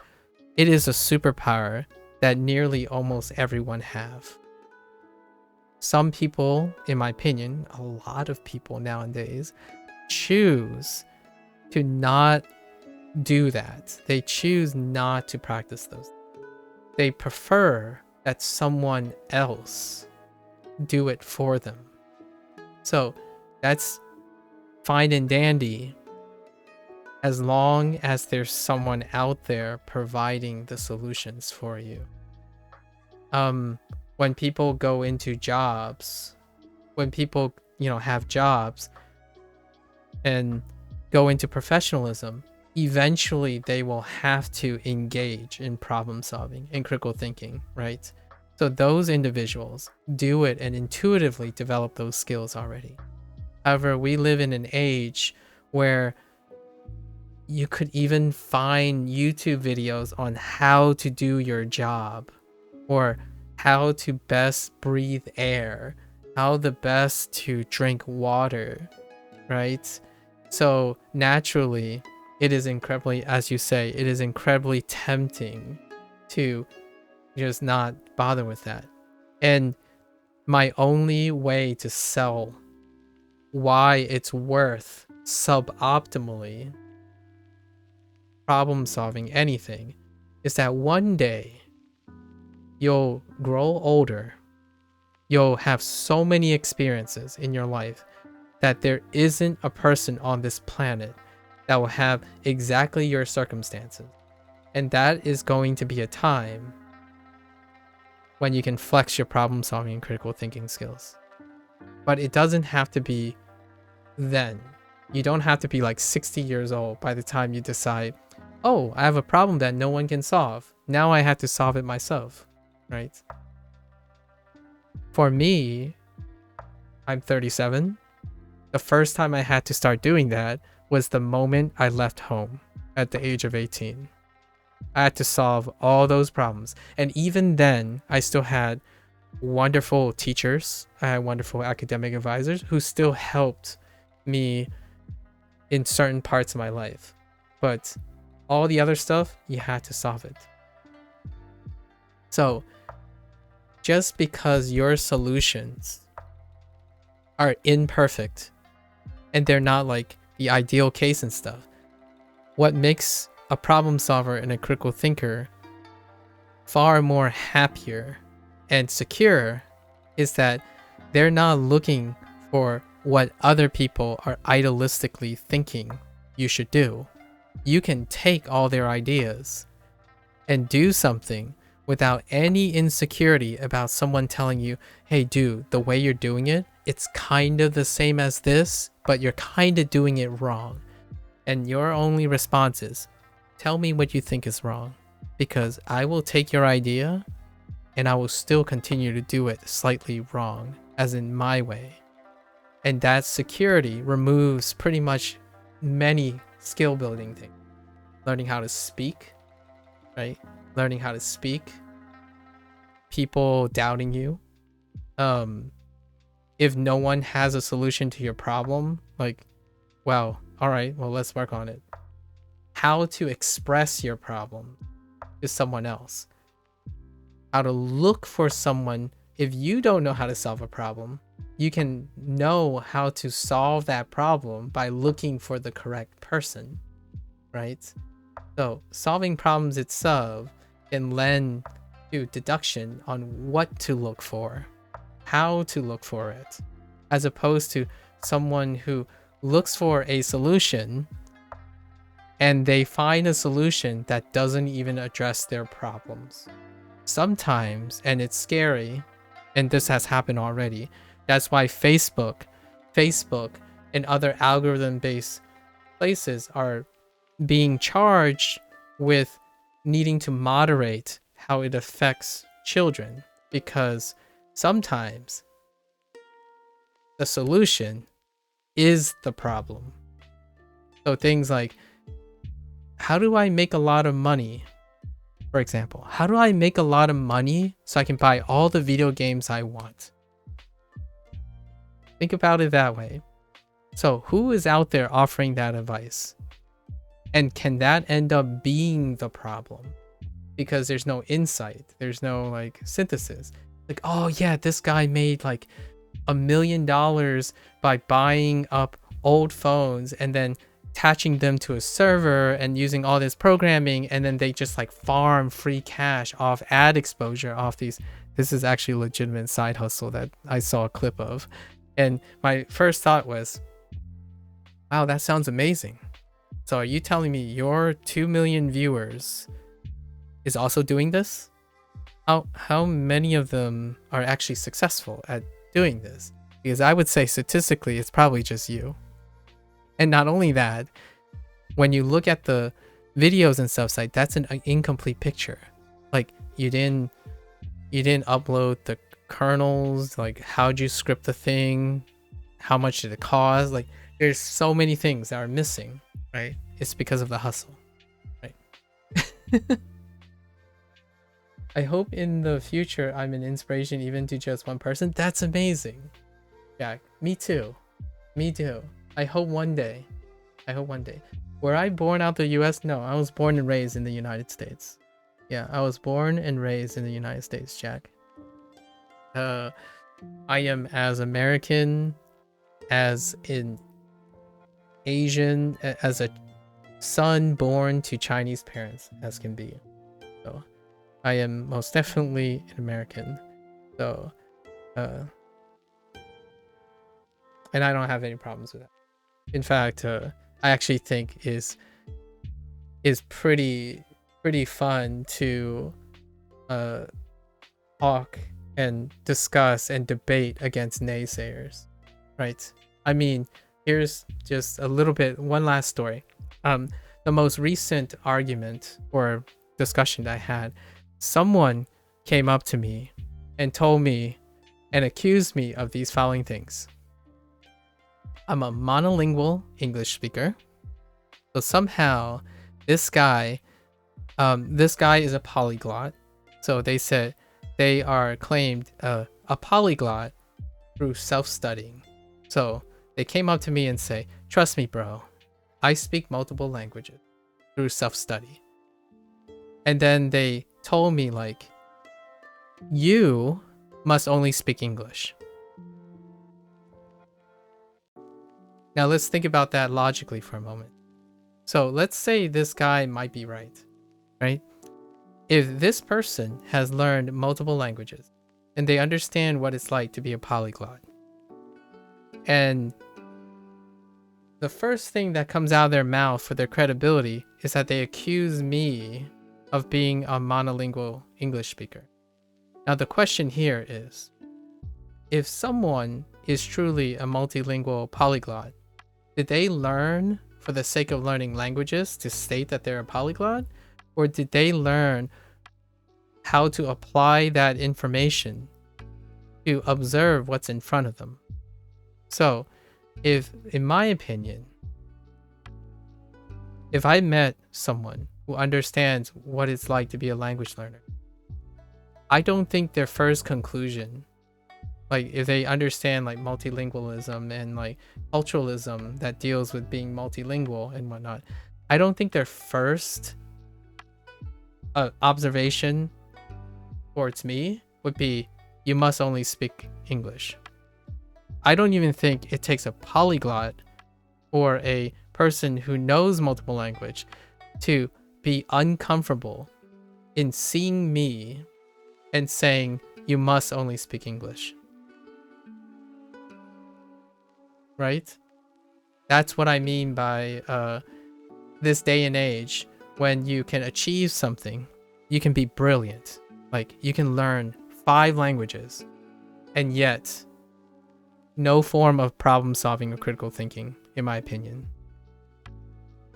Like they could have been right, and I would still challenge that they have no form of critical thinking or problem solving.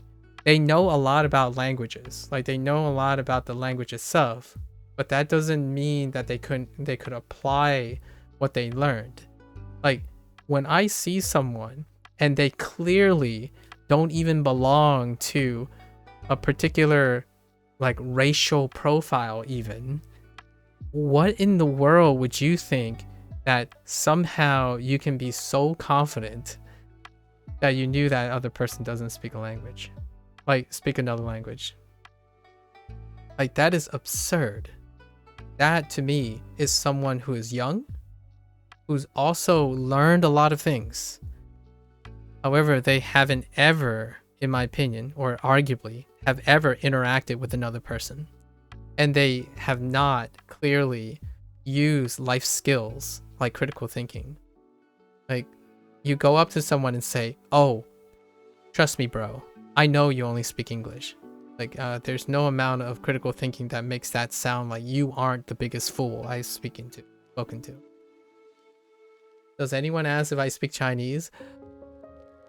No, but the vast majority of people ask me if I spoke another language, because if someone asked me if I spoke Chinese, that would be slightly more foolish, because you would assume that Chinese people look a certain way, if you know what I mean. So like, it's not a bad or a good thing. It's like a level of deduction, right?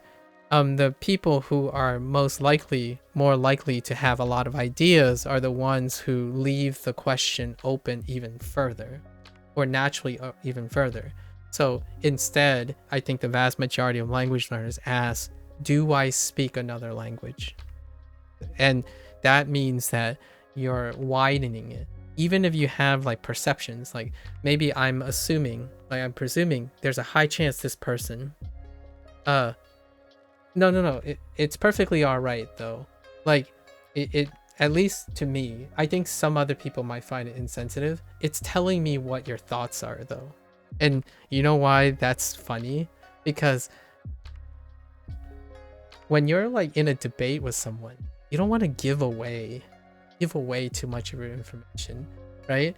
When you're trying to test the waters, like intellectuals, in my opinion, intellectuals have this way of saying, I don't want to say too much. I have all these thoughts and all these things, but I need to confirm these things. But how do I ask a series of questions without telling them like, I'm presuming all these to be true? So that's how I go about it, at least in my opinion. Like when someone asks me, what's your favorite game? Right?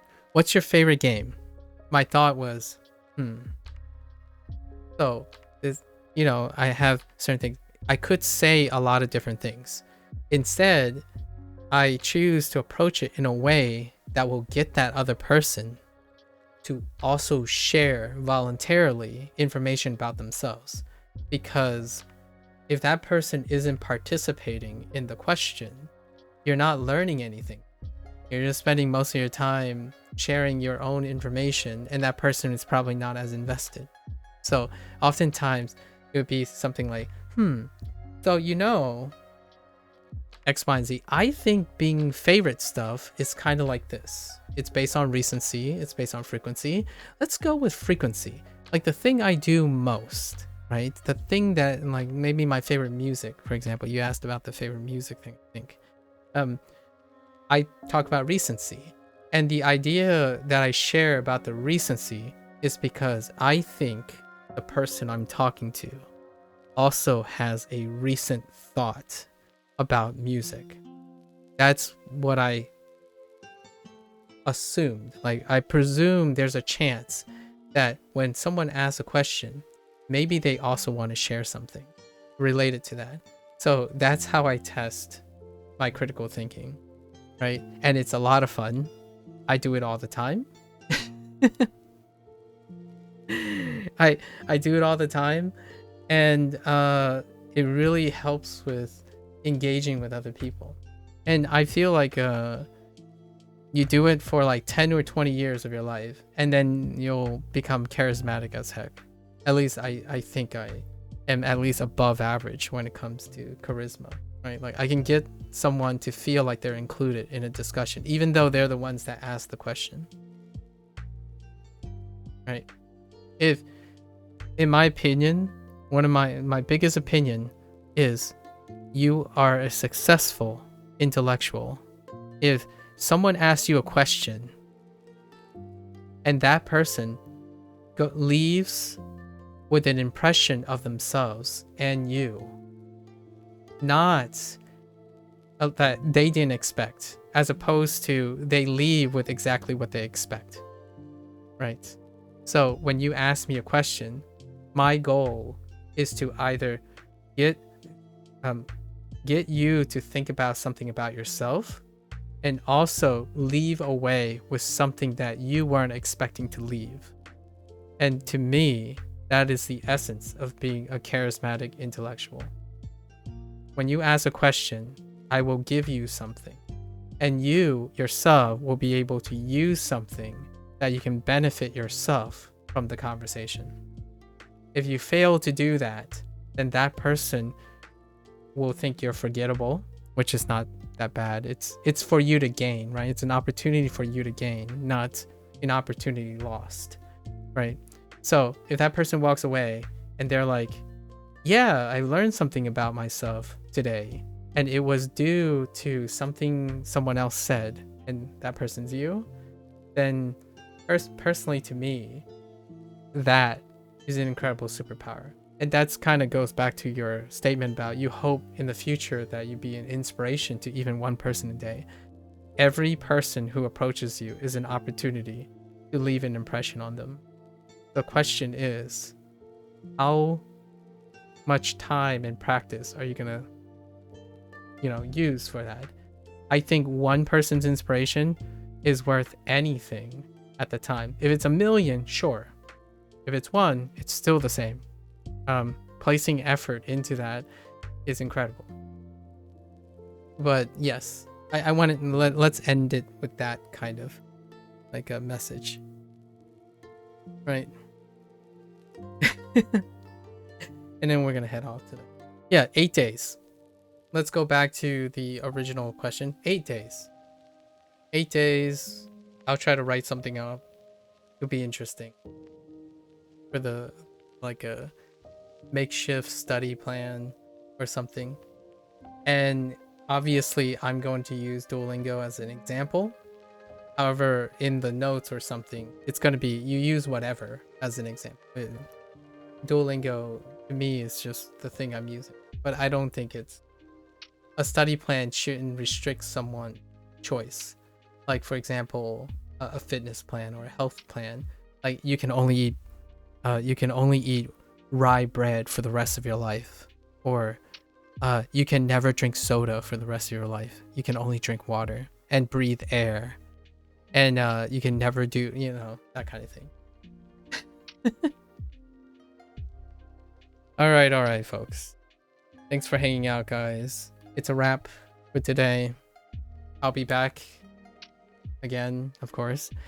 So without further ado, thank you for hanging out. Thanks for the great discussion and the wonderful challenge. What? Wait for what? You have one last thing. Okay. What is your last thing?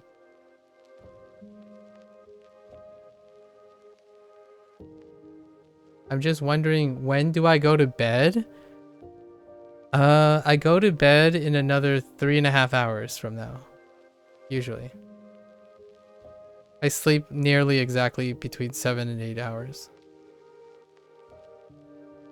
After that. So I go to bed in like 3.5 hours from now. Hopefully that helps. I don't know what relative time zone you're in, but yeah, that's usually fine. And I'm up for the rest of the time. Okay. It's 1:45. Yeah, it's 2:45 here. Oh, you're in Pacific time. Yeah, I'm on Eastern time. So it is 2:45 a.m. right now. So I go to bed around 5 to 6 a.m. in the morning. And I wake up a little before 1 or noon. And I go out for a walk. Or not a walk, but a run. Yeah, I've been trying to work on that. Well, I get up when it's noon, so I go out to run when it's the hottest part of the day. I do have to shift my schedule a little. I say that as someone who works overnight. 6 a.m. Yeah, I wake up right as the sun hits peak. So it's kind of weird running exactly at the hottest day of the day. But it's fine. I still get my sun and whatnot. I do have to shift my schedule earlier, a little bit, because I have a social event coming up soon, and it requires me to be up at like 7 a.m. and 8. You make it work.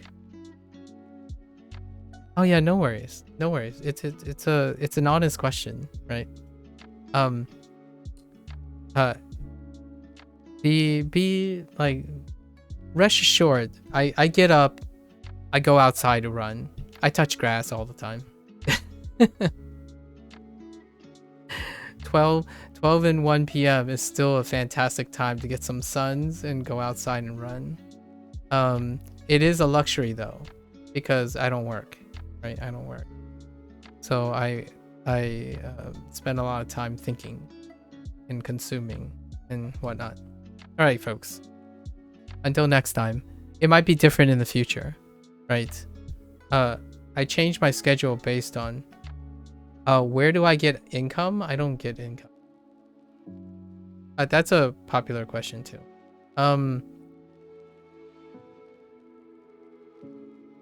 The best answer I can give you right now, Jack, is that I have a lot of savings.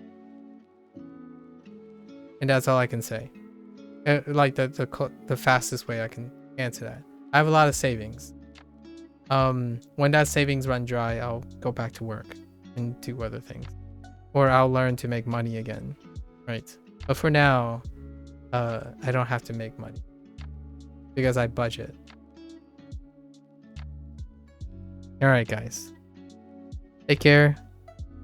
Stay safe, right? Mata ashita. Mata ne. Oyasumi nasai. Right? じゃあね。再见. Right? 再见. 明天见. 明天见. Right? My mind gang. Right? Stay safe. Stay healthy, guys. I'll take you. See you around. Take care. Bye now.